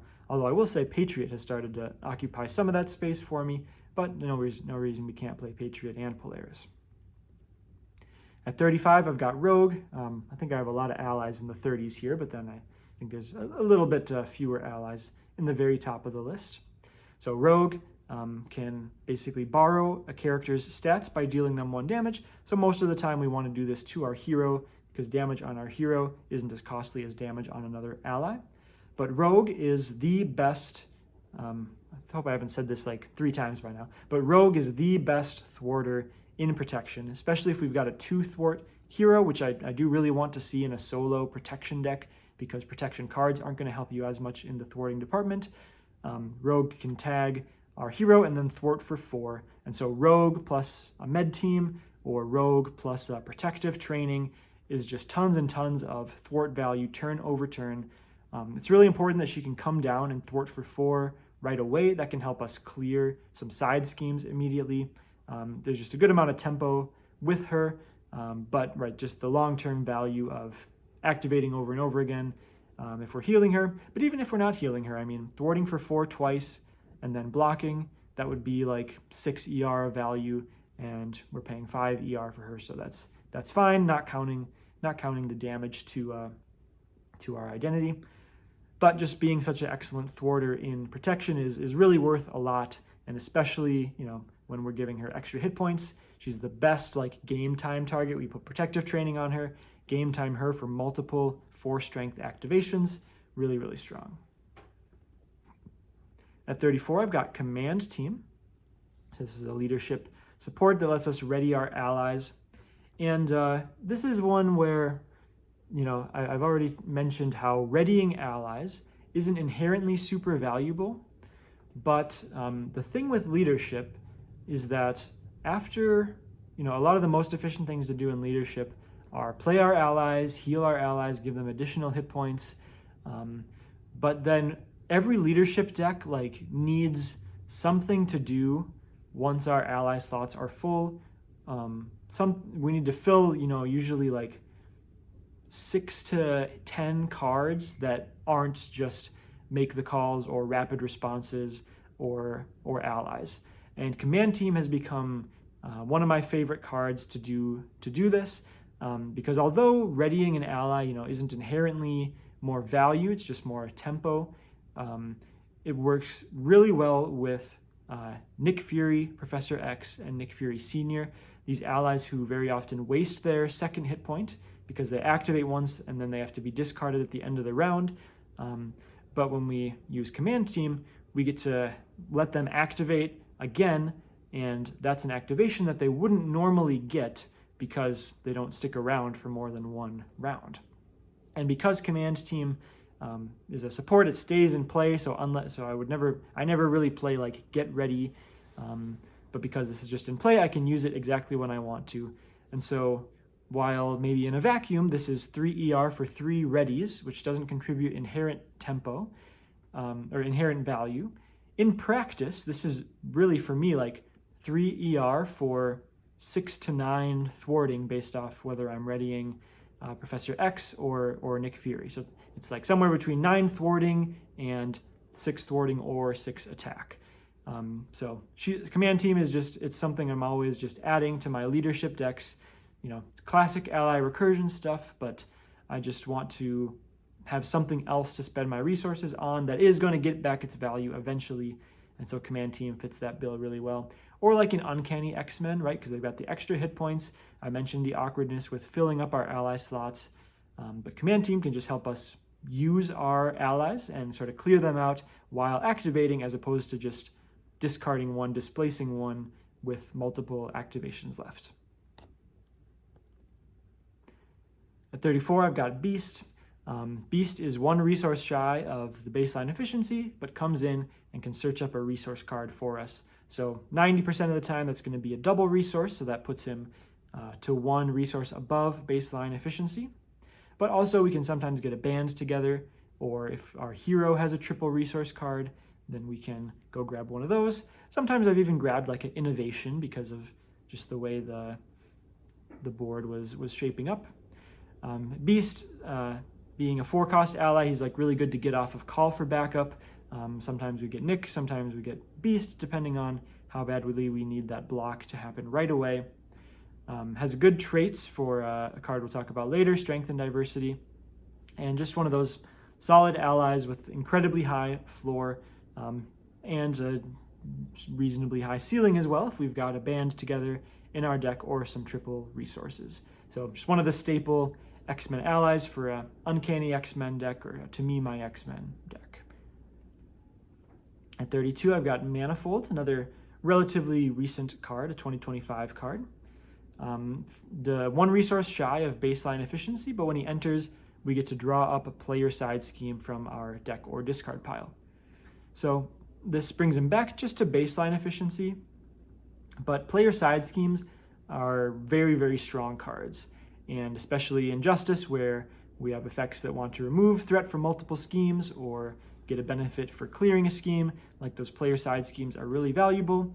Plus, it just helps us get our build support or superpower training out earlier, which are already in our deck perhaps, to help us get our really crucial identity-specific support or upgrade in play. We can also just get Show of Empathy, a card we'll talk about later, one of the most powerful cards in the game. Just Manifold, getting and playing Show of Empathy is very, very, very strong. And, you know, because he's only got 2 hit points, he can thwart right away and block right away. So we get all of his value over a single turn cycle. If you can't tell, I really like the allies that can do that. So there's some flexibility here, but also just helping us find, or giving us consistency by helping us find the key player side schemes that will help us find the other key parts of our deck. I know it sounds like a couple steps removed, but it's like it makes us a really consistent turn 1, which is a really important turn to take advantage of setting things up. Now we might have like 3 shots in our deck to get that Golden City or that, what's a good example? That multi-gun in play. I've never played Manifold in a Venom deck, but yeah, anytime we really want to get those player side schemes, Manifold helps us do that. At 31, we've got Beak, one of the best X-Men. I don't know my list here exactly, but I think we're getting up to the top of the X-Men allies. When we play him from hand, remove 1 threat from a scheme for each X-Men ally.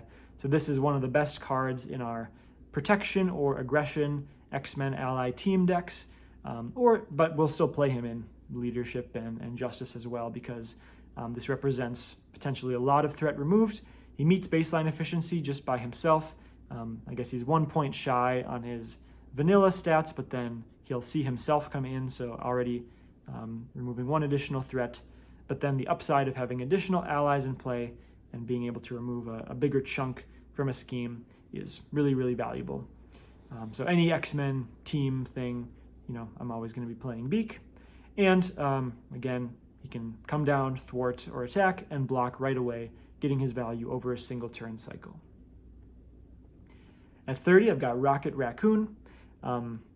We started it with 1 Guardian card at 99. I think my only other Guardian card here at 30. But Rocket can only be played by a Guardian, but he attacks for 4 twice and then blocks, or attacks for 4 3 times. Honestly, thwarting for 2, I've done that, at least 30% of the time that I activate with Rocket, because maybe we're playing a protection deck, my protection Groot deck, or an aggression deck where threat removal is a little hard to come by. But really, obviously, we want to be attacking minions. to get that huge attack stat. And Rocket is actually someone who I have played in non-Guardian decks because we can still get him into play via Make the Call. And so the tempo he gives you there for killing minions. So I think the one time that I really did this was in my Doctor Strange game against Magneto on Heroic. Doctor Strange really does not have great answers for minions, so I wanted the ability to get Rocket into play either from Call for Backup or Make the Call to help me with minion damage. At number 29, we've got Repurpose, one of the strongest build-around cards for protection. Lets us discard a tech and buff our heroes' stats. So we always have to be a little careful with Repurpose. Like, we can't just discard like a full, a full cost tech with a whole bunch of uses remaining, or one that we could be using every turn. So the best ones are like Energy Barrier. Plasma Pistol is not as good a card, but it demonstrates what I'm going to say, where like we want to use it up a little bit. We can use up 2 of the 3 counters on either of those cards, but then once it's at the 3rd counter, we've already got, most of the value out of that tech. Repurpose lets us ready our hero, which is already worth about a resource, plus giving them, 2, on average it would probably be 2 extra thwart or attack. So like that's 2 resources of value there. But then, especially if we have a hero that can ready additional times, especially with an upgrade in play. So like Penny, who can ready with the Host Spider. Who else can ready? Magneto can ready an additional time. Repurpose just gives, Drax is one of the kind of insane characters with Repurpose because that stat buff, it lasts till the end of the round. So if we're readying several additional times, which Drax can easily do, then we're just getting huge output from Repurpose there. So again, this is like, even as I say that, it's maybe not blowing you away with efficiency, especially compared to all the allies we've talked about, but like even our protection decks, like we can't just play 20 allies. Like we need something to do with those other 10 to 15 cards in our deck, and one of the powerful things to do in those slots is 3 Energy Barrier, 3 Repurpose, and that's just like, that's going to give us good enough efficiency to justify playing in our deck, and especially if we can maximize it a little bit more with additional readies, Repurpose is going to be very strong. And I put Energy Barrier right next to it since I knew I'd be talking about it a little bit already. Energy Barrier at number 28. One of the like really high floor protection cards. It costs 2, so it can justify the power of protection with it. But even outside of Repurpose decks, like I'll very often play the Energy Barriers. Like it does so many little things. Like, so first of all, just from a raw efficiency standpoint, 3 resources to prevent / heal 3 damage and do 3 damage. So that's about 6. It's 6 points of value for 3 ER. So that's about right. Preventing damage isn't worth quite as much as thwarting or dealing damage, but it's still pretty close to there. But it lets us defend or take attacks without taking damage if we're trying to trigger Unflappable. It's the best way to use Change of Fortune. We basically can leave a minion at like 1 health during the player phase. When the villain attacks us, we redirect 1 of that damage at the minion, so we kill it during the villain phase to draw with Change of Fortune. It never got a chance to attack us, so we didn't lose any value that way. Energy Barrier, I have 3 of Energy Barrier in just lots and lots of my protection decks. Ping off tough statuses. Increments of 1 damage, we can always distribute that pretty efficiently. Avoids Retaliate. So just does a lot of stuff, plus has some of these tech synergies that really push it over the edge. Leo Fitz, Gemma Simmons, talked about Repurpose. So I just absolutely adore Energy Barrier. At number 27, we've got Rapid Response. Rapid Response lets you rebuy an ally and deal 1 damage to it. So pretty much any ally in the game, this will be worth it. Because if it's a 2-cost ally, we get that ally back in play. We're down 1 resource of value because we have to deal damage to it, but we're up 1 resource of value because we didn't have to play it from our hand. So pretty much any ally in the game, rapid response is going to be efficient with. But if we're putting back into play a 3, 4, 5 cost ally, then we are, ending up positive on that exchange, especially if there's some kind of enters play ability like a beast or a mockingbird who has a huge enters play ability, either draw a double resource or stun an enemy.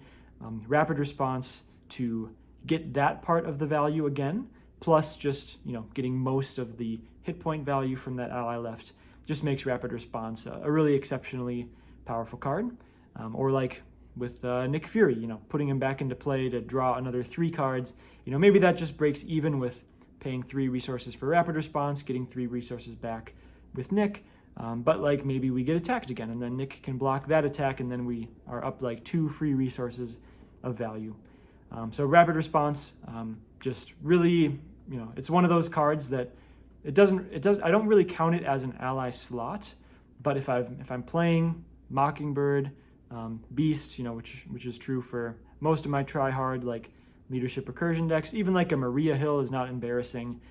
I'll put at least 1 rapid response in there, because at some point if I look at my hand and okay, I didn't draw another ally to play and block for me this turn, I'll rapid response that ally I already had out back into play, and that'll be my new blocker. So rapid response, just good for all the reasons that allies are already good, because it just gets your ally back for a cost that's possibly cheaper than it was to play it.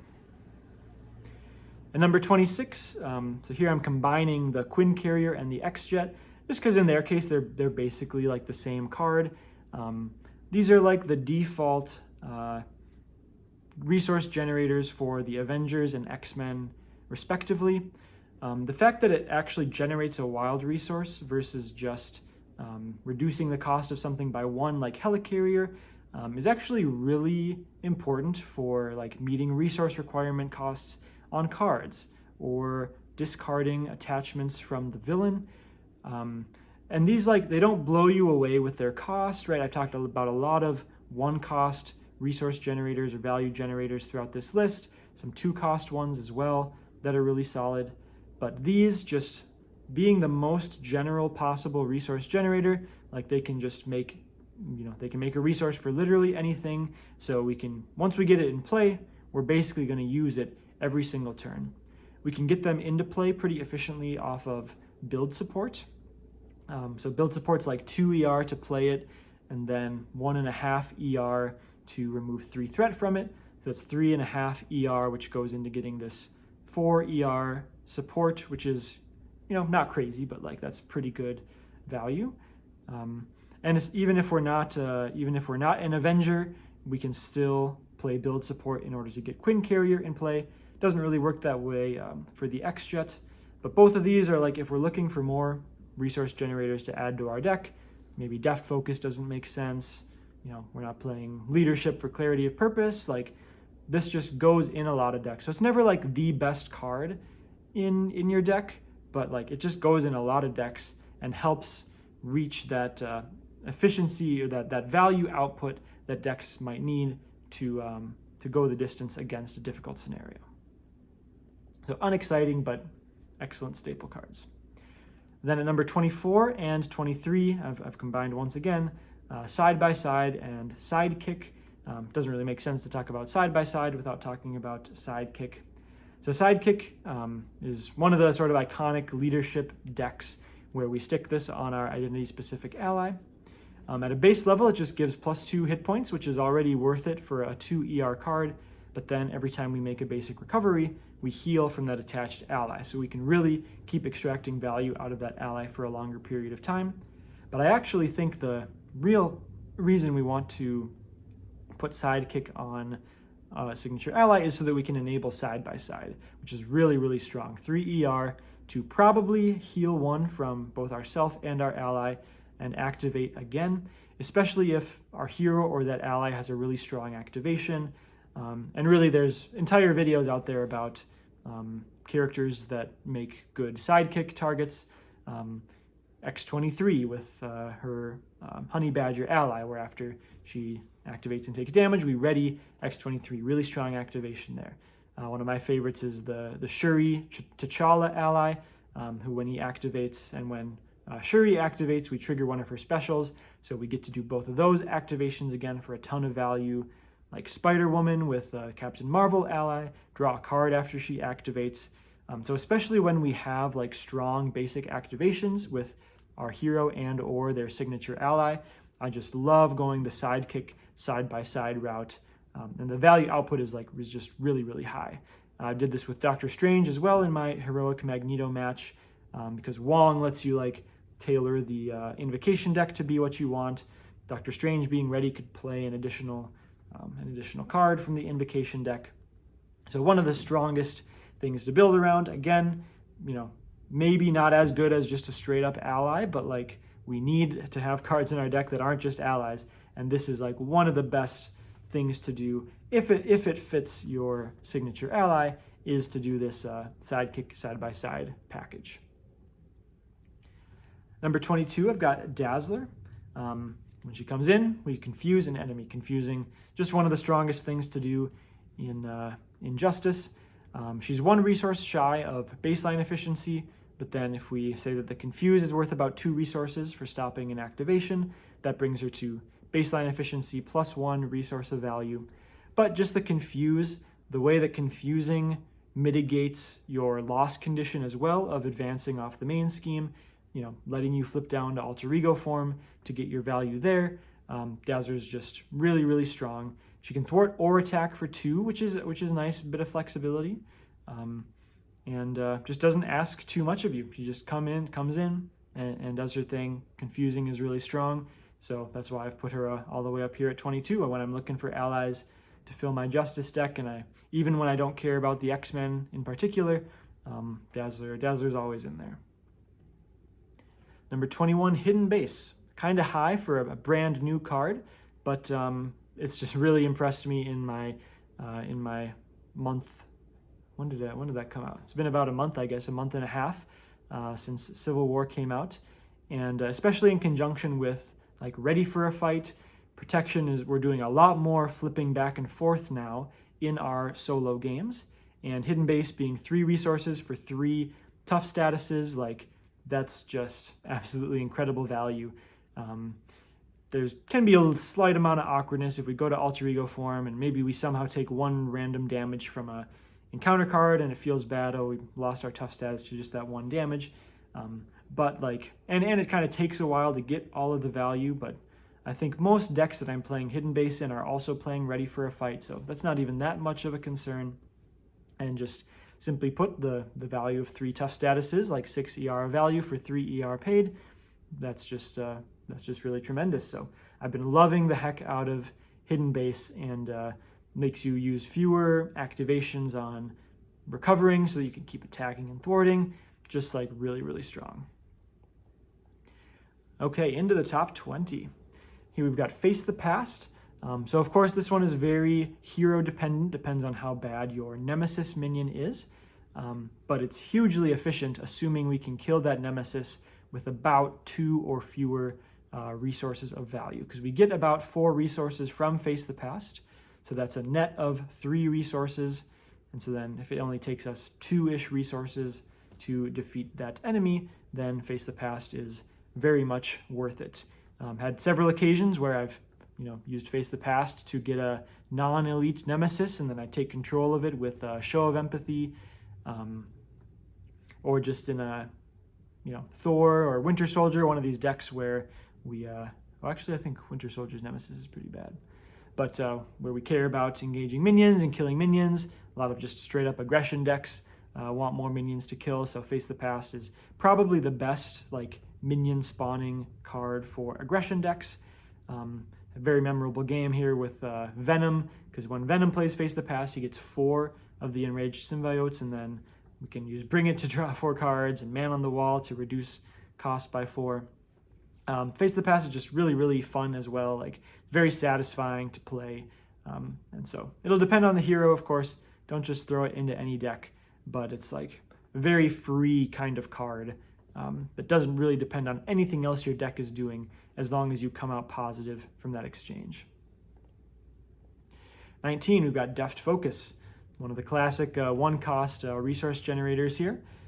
Again, is going to vary hero to hero depending on how many superpowers your hero has. At this stage in the game, we have a smattering of superpower cards among the aspect and basic cards, but I've not really built around that too much. But a lot of heroes just have like 8, 9, 10. Some of the highest counts like Quicksilver and Vision have like 11 or 12. Iceman also has like 12 different superpowers. So this is just one of the really efficient one-cost resource generators. So even though it's slightly selective in that it can only pay for superpowers, like the heroes we're playing it in, it's got enough where we really should be doing that most turns of the game. Again, even if it's only every other turn or 2 out of every 3 turns, like this was a one-cost resource generator. So incredibly valuable for generating resources. What else does a resource generator do? Moving on to number 18, we've got superpower training. And as I say this now, is this actually my first player side scheme of the whole list? I think it is. We're gonna see a lot in these top 20. I really love the player side schemes. Talked about them quite a bit with Manifold already, but in the case of superpower training, if we're getting a 3 or more cost identity specific upgrade, then we're actually getting a little bit of a discount on getting that upgrade in play. But a lot of times these identity specific upgrades are some of the best cards in our deck. Maybe our whole deck is like built around them, or it's something that's so important for the hero to find, like Quicksilver finding a friction resistance, or Venom finding the multi-gun, Storm finding the crown or the cape. It just gives us so much consistency, while also, it shares the power level of whatever your best identity specific upgrade is. So, it's not redundant at all. I guess if we get that out, if we play that before we actually draw our superpower training, then it's maybe a little bit of a waste. But it's just a massive card. Another one is like Phoenix keeping this in play, and then kind of priming it to go grab mind control whenever we engage a minion, and then she can mind control that minion. Like, it cheats on resources very often, and it just gets one of our most powerful cards often out of our deck. So it's basic, goes into tons of different decks, helps us build a consistent deck as well around that identity specific upgrade. This is effectively like a second copy of that. We talked about Justice already. Justice really appreciates having extra things to thwart in play. I guess the last thing I should say as I prepare to talk about several player side schemes here is they give us a lot of granularity in our resources. Maybe on any given turn, we can't really afford to spend 4 ER for a 3-cost identity-specific upgrade. But we draw superpower training. It's like, okay, I can pay 2 ER on this now and use the rest of my resources to clear the threats on board. And then another turn comes later. Oh, I actually have a little bit too much thwarting in my hand. I can thwart down the main scheme, but what else am I going to do? Oh, I have this player side scheme that I can get value out of my thwart cards by removing threat from that, and then it pays itself back by getting that identity-specific upgrade into play. So it gives you a more like granular way to put your resources and your value in a way that enables overall flexible and efficient turns. So that is another really key part of why these player side schemes are so good. In addition, like I said, to just being efficient on their own, like we that's all we need for it to be like a good card, and it just does all these extra things as well. At 17, I mentioned this one before, we got Strength in Diversity. This is, again, similar to Command Team. It's kind of Command Team and Strength and Diversity. These are like the two things that I'm always doing one of these two things when I'm playing like a Tryhard leadership ally recursion deck, because we need something else to do with our resources when our ally slots are full. And Strength and Diversity, like even when we're not really building around the traits, it's pretty trivial for this to see 4 or 5 traits on board. And especially if I'm playing this, like, let's say I'm playing a hero with 2 traits, and, Mockingbird is a shield and a spy. And, maybe my hero is, take Falcon, Avenger and Aerial. Like, that's just one ally in play, and this is already doing 4 points of value for 3 ER. Like, that's pretty solid. And then a lot of just the best allies in the game, like Beast has the Genius and X-Men traits. Professor X has the Psionic and X-Men traits. Kalu has the Avenger and Mystic traits. Like, we don't really need to sacrifice our allies that much to get additional traits. We can just play like the best allies already, and Strength and Diversity will very often be 5 or 6 points of value for the 3 ER. On top of that, it's threat removal that gets around confusion, it's damage that gets around stun and retaliate, it's increments of 1, which I've talked about a few times now, just lets us distribute it as efficiently as possible. And if we, really go after it, building around it, the ceiling is crazy high. I mean, we can easily get 8 different traits among our allies in play. I did this pretty recently in a Hulkling video, right? Because Hulkling's got Avenger, Kree, Skrull. I had maybe a Mockingbird in play for Shield Spy. I had one of the X-Men in play, say Beast, for Genius and X-Men. And then maybe I had a Champion, or maybe Vivian was in there or something. So it's one thing I always talk about with Strength and Diversity is we don't really want to play a worse ally just to get an extra trait. Like, if we're playing an ally who's 1 point of damage or threat removal worse than a different ally, that's like offsetting the benefit of getting an additional trait, getting an additional point of value from Strength and Diversity.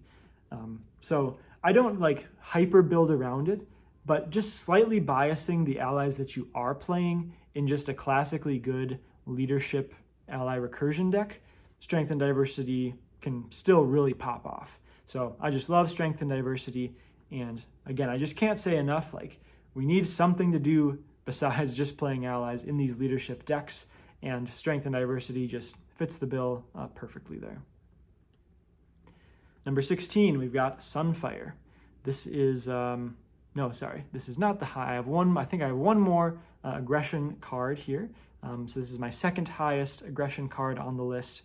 Sunfire meets baseline efficiency, and then when we play him, we can spend a resource to discard a hero, discard an attachment that has a hero action or hero response on it. So the most common hero actions and hero responses are like a hero action to spend 2 or 3 resources to discard something from the villain. So already Sunfire is giving us 1 or 2 extra resources of value here by allowing us to discard that while spending only a single resource. But then there's some pretty gnarly ones as well, like Spiral Swords, or like you have to spend 6 total resources to discard that. I was playing against something recently where it's like the cost is to have the villain activate against you to remove it. So Sunfire lets us spend 1 resource to avoid an activation there. Again, Sunfire is, 2-cost ally, can come down, do his thing, attack, block right away over a single turn cycle. And he's an X-Men, which obviously, pays off in many ways with a training deck or a Utopia deck. But also just like, I don't know if there's any more satisfying game action in Marvel Champions than spending a single resource to discard a really pesky villain attachment. Like, it's just so satisfying. So I just absolutely love Sunfire and play him in tons of non-X-Men decks as well, right? That effect is just generally strong enough to play anywhere. Number 15, we've got Overwatch, one of the most efficient threat removal cards in the game. Kind of the minimum case for this is really 1 ER to remove 2 threat from a scheme. Like, just assume we've got an ally or our hero who can thwart for 2, pop Overwatch, thwart for 2 on a different scheme as well. Technically it's not a thwart, but remove an equal amount of threat from a different scheme. So even that is already gold standard efficiency, but then if we've got a character who thwarts for 3, or an event that's thwarting for 4, like a 4 Justice, or all the way up to Crisis Averted, removing 6 threat from the main scheme. Pop Overwatch, remove that same amount of threat from a different scheme. That is easily, Overwatch doing 3+ threat removal for a single resource. Again, it has the thing where we do need a second scheme in play in order to get that value. But one nice thing about Overwatch is that we can attach it to any scheme, so we can just stick it on the main scheme, even if there's nothing yet to remove threat from with the Overwatch. We can just store Overwatch on the main scheme, and it'll be ready whenever we need it.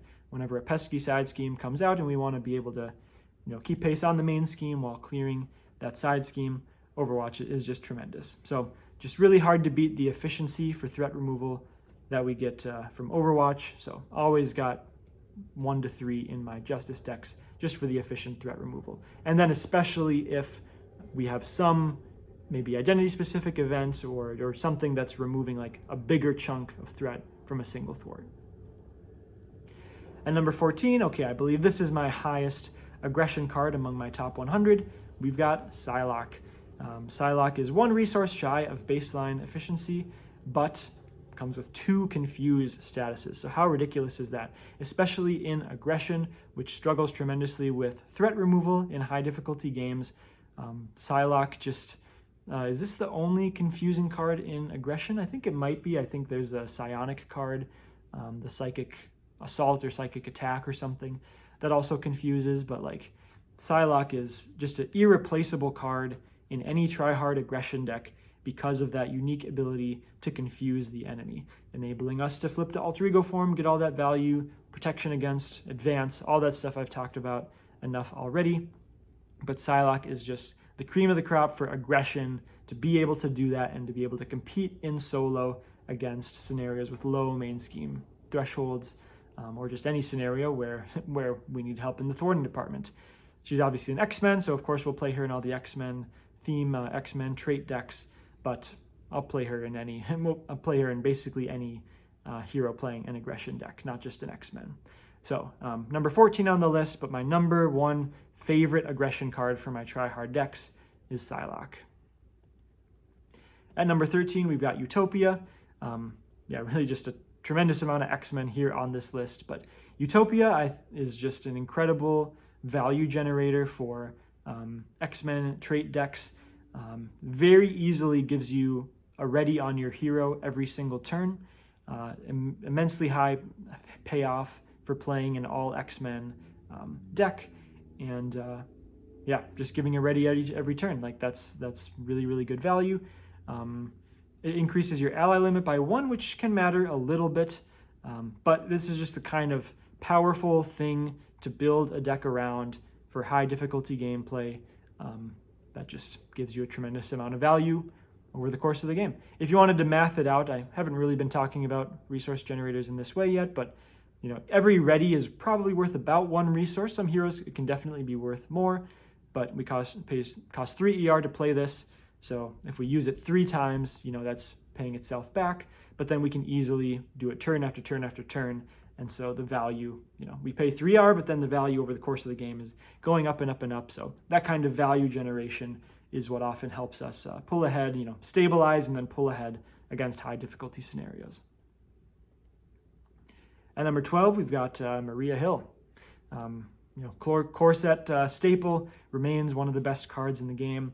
She can come down, draw a card, so she's just baseline efficiency +1 in like the easiest possible way.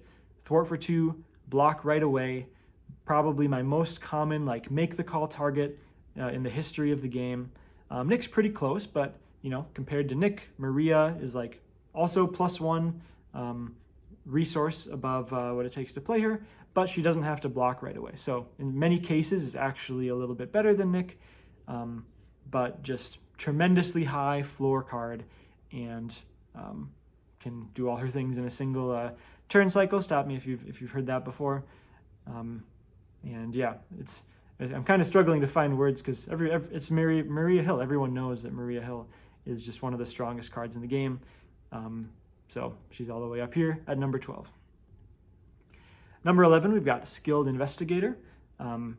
Classic Justice card here, 1 cost upgrade that's going to draw a card every other turn-ish. Only needs to draw 1 card to replace itself. Every card on top of that is just gravy, and very often over the course of the game we're defeating 3 or 4 side schemes. So again, I love a 0 cost card, a 1 ER card. It's very rare to have an inefficient turn when we have a 0 cost card in our hand. We got player side schemes nowadays, and this is just going to draw a lot of cards for very, very little cost over the course of the game. So I think this is accurate. I don't think I've ever played a Justice deck without one copy of Skilled Investigator, and I think every single time I've been happy to see it, and I've considered it one of the best cards in my deck. So yeah, shout out to Skilled Investigator. Here we are, the top 10 cards, my top 10 favorite cards for Tryhard solo gameplay. And this one is Call for Backup. So similar in vibe to the Superpower Training, except we can search up any ally instead of an identity-specific support. So I won't repeat some of the things I said there. We've got the granularity, we've got the consistency with building around, maybe it's our signature ally that we're playing a sidekick deck with, and we really want to get that ally in play. This one is not gated by resource cost of that ally, so we can get a 4 or 5 resource ally into play just by defeating Call for Backup, getting us a resource advantage there. I would say that at least 50% of the time that I've cleared a Call for Backup, I've gotten Nick Fury because he costs 4, so we're getting that huge resource discount on him, and he's just such a strong card anyways. So every leadership deck should be playing one Call for Backup. I don't think there's really any question there, and it's one of the strongest leadership cards, one of the strongest player side schemes. At number 9, this is the top protection card on my list, Ready for a Fight. I've done a whole video on Ready for a Fight already, but the games that it enables protection to win, that it otherwise wouldn't be able to win with particular heroes, might be the most of like any card in the game.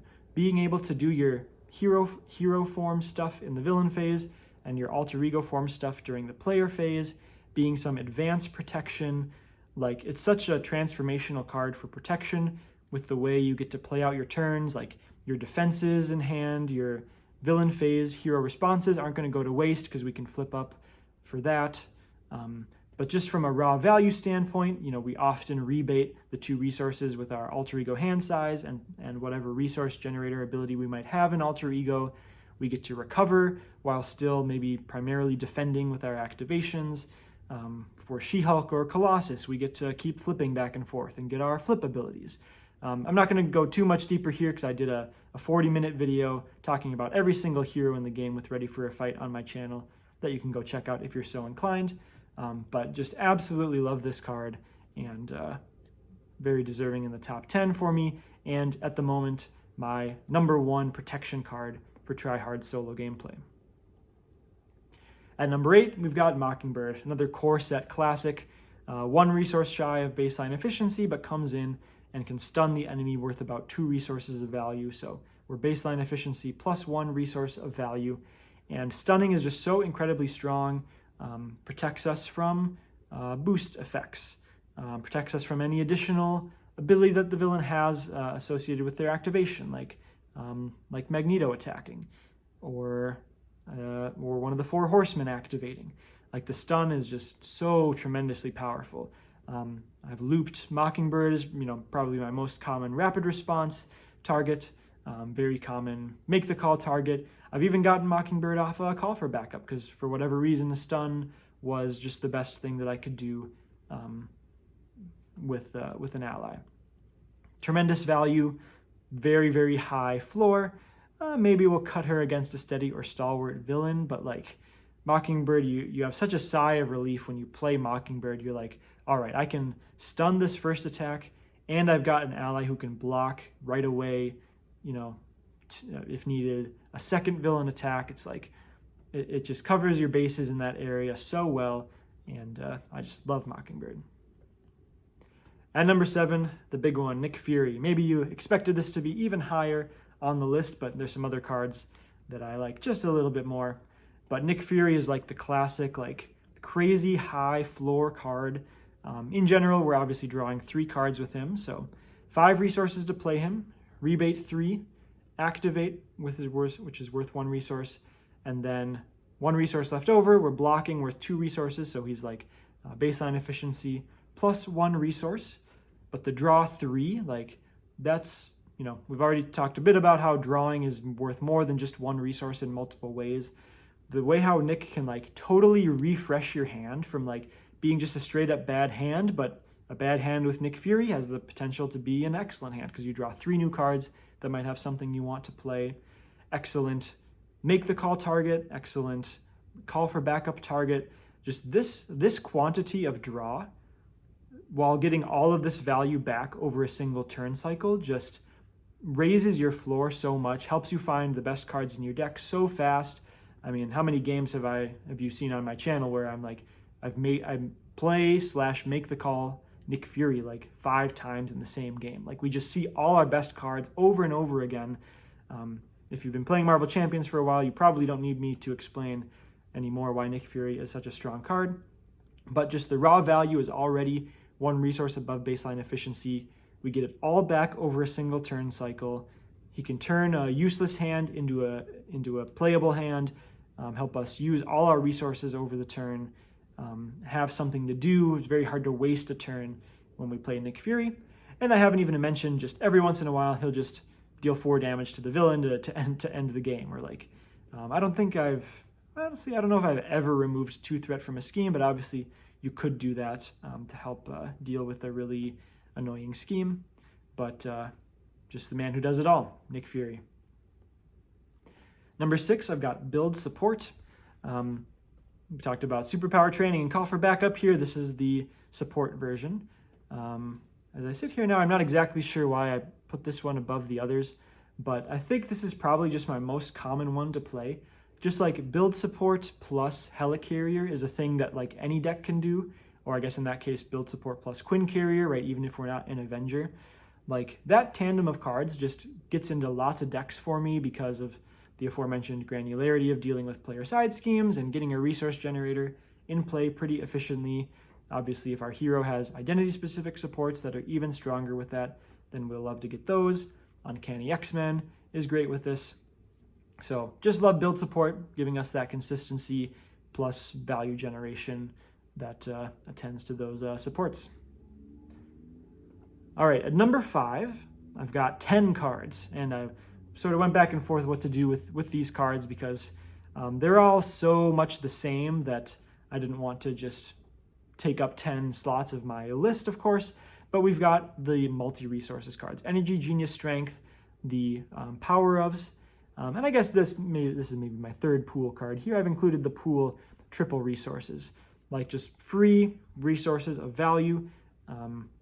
Don't need to say much more than that. The more resources we spend each turn, the more stuff we can do, the more threats we can answer, the more damage we can do to the villain.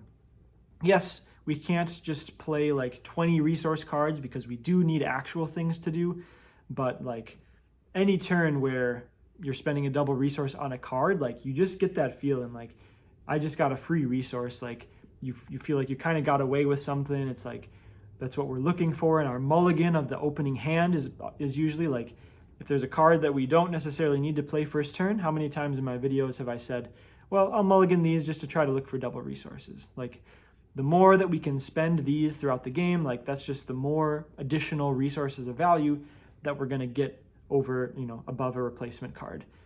So they're just incredible value, have been since the start of the game, and I've lumped them all here together at number 5. At number 4, Make the Call. Make the Call is the 2nd, 3rd, and 4th copy of the best ally in your deck. It's a toolbox that represents, any ally currently in your discard pile. We've got Mockingbird in our discard pile if we need to get that stun back. We've got Nick if we just need something good to play. We need to refresh our hand. We can go get Beast if we want the value of Nick without the pressure to have to block right away. Like, Make the Call is just an absurd card. Again, kind of like Chance Encounter.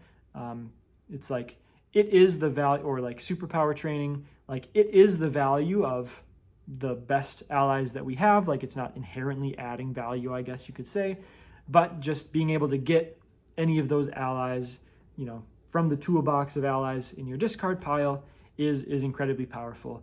It makes it so that, rather than playing like 10 allies in your leadership ally deck, whereas like the 8th, 9th, and 10th allies, aren't going to be as strong as those other ones. Now we can play the 7 best allies and 3 copies of Make the Call. And now it's like we have additional copies of our, 1st, 2nd, 3rd, 4th best allies. So we can play all the best allies and kind of distill our deck down to the very best allies, but Make the Call lets us then rebuy them as many times as we want. So Make the Call, just outstanding and has been since the core set. At number 3, we've got Show of Empathy.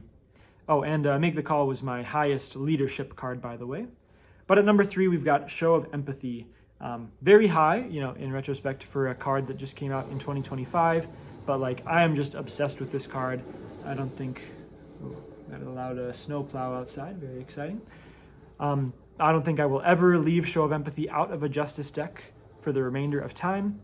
But the efficiency here is just astronomical. I mean, we talked about it with Karma as well, but thwarting this side scheme is not terribly different from spending the same amount of resources to deal damage to that minion. But then once we're done, we take control of that minion. So Show of Empathy is kind of like 1 ER for deploying an ally. How crazy is that? 1 ER for let's take even just a 3 health minion that activates for 2. That would be an ally that would cost 4 ER, and we get that basically for 1 resource with Show of Empathy. So the efficiency is just insane. Gets around stuff like tough statuses, when defeated abilities, just like the things we talked about with Karma. We can go find it with Manifold. It's a 1 ER card, so very easy to make an efficient turn out of that. And yeah, it's just incredible. And maybe one reason why it's so high is it's always a little bit fun as well. You can tell interesting flavor stories with taking control of a minion who would never be on the good guy's side, but for whatever reason we were nice to them, and now they're on our team. That's just a very, very fun thing to do. But the power level is unimpeachable. So Show of Empathy at number 3. At number 2, maybe I should do a dramatic pause to see if you can guess my top 2 cards here. You'll definitely know them if you've watched my channel enough. Number 2, Under Surveillance.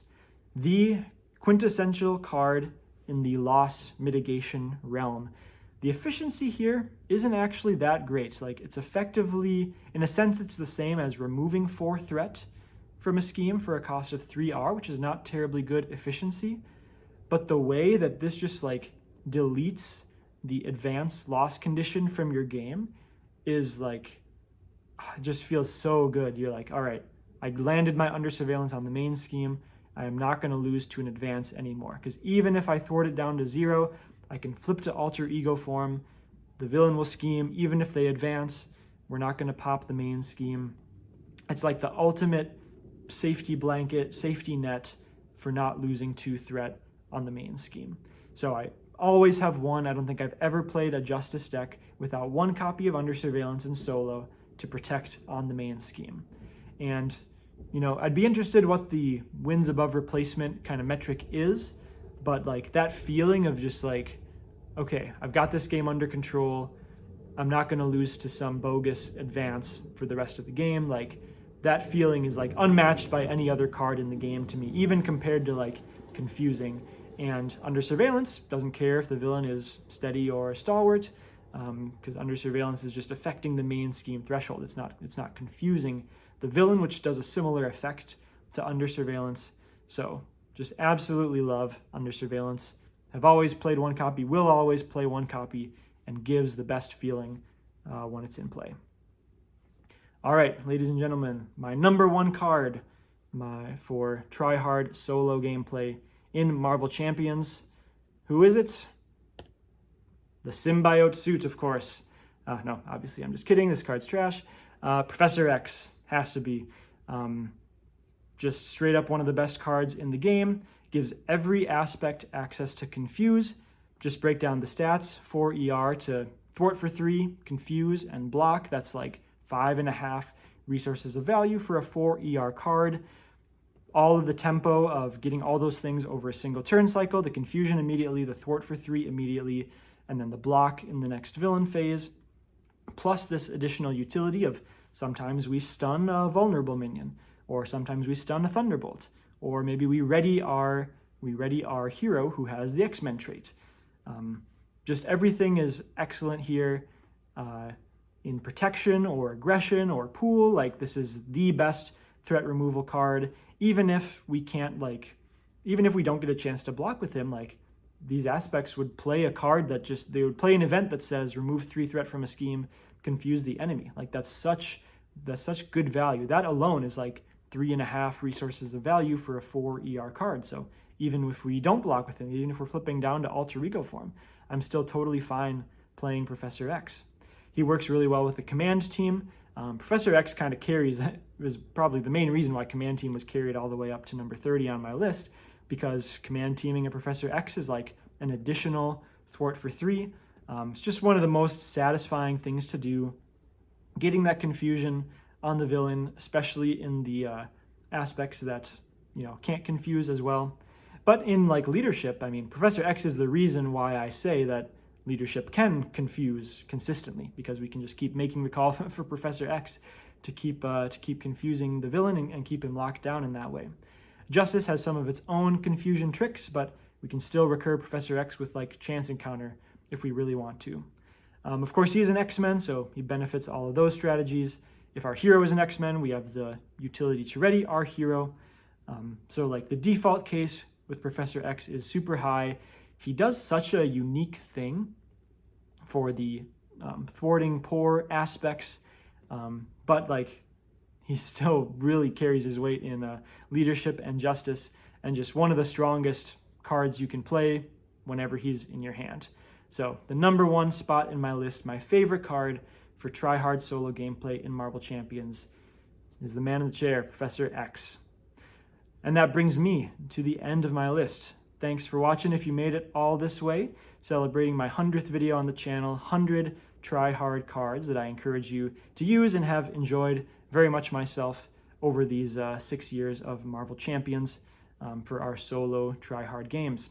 Let me know if you thought anything was missed by my list, anything that surprised you with the ranking. Of course, because this is like my personal list, I'm not really going to argue over exact rankings, because, there's so many metrics to evaluate cards on. How do you compare a aggression upgrade to a leadership ally? It's like they're just operating in different axes.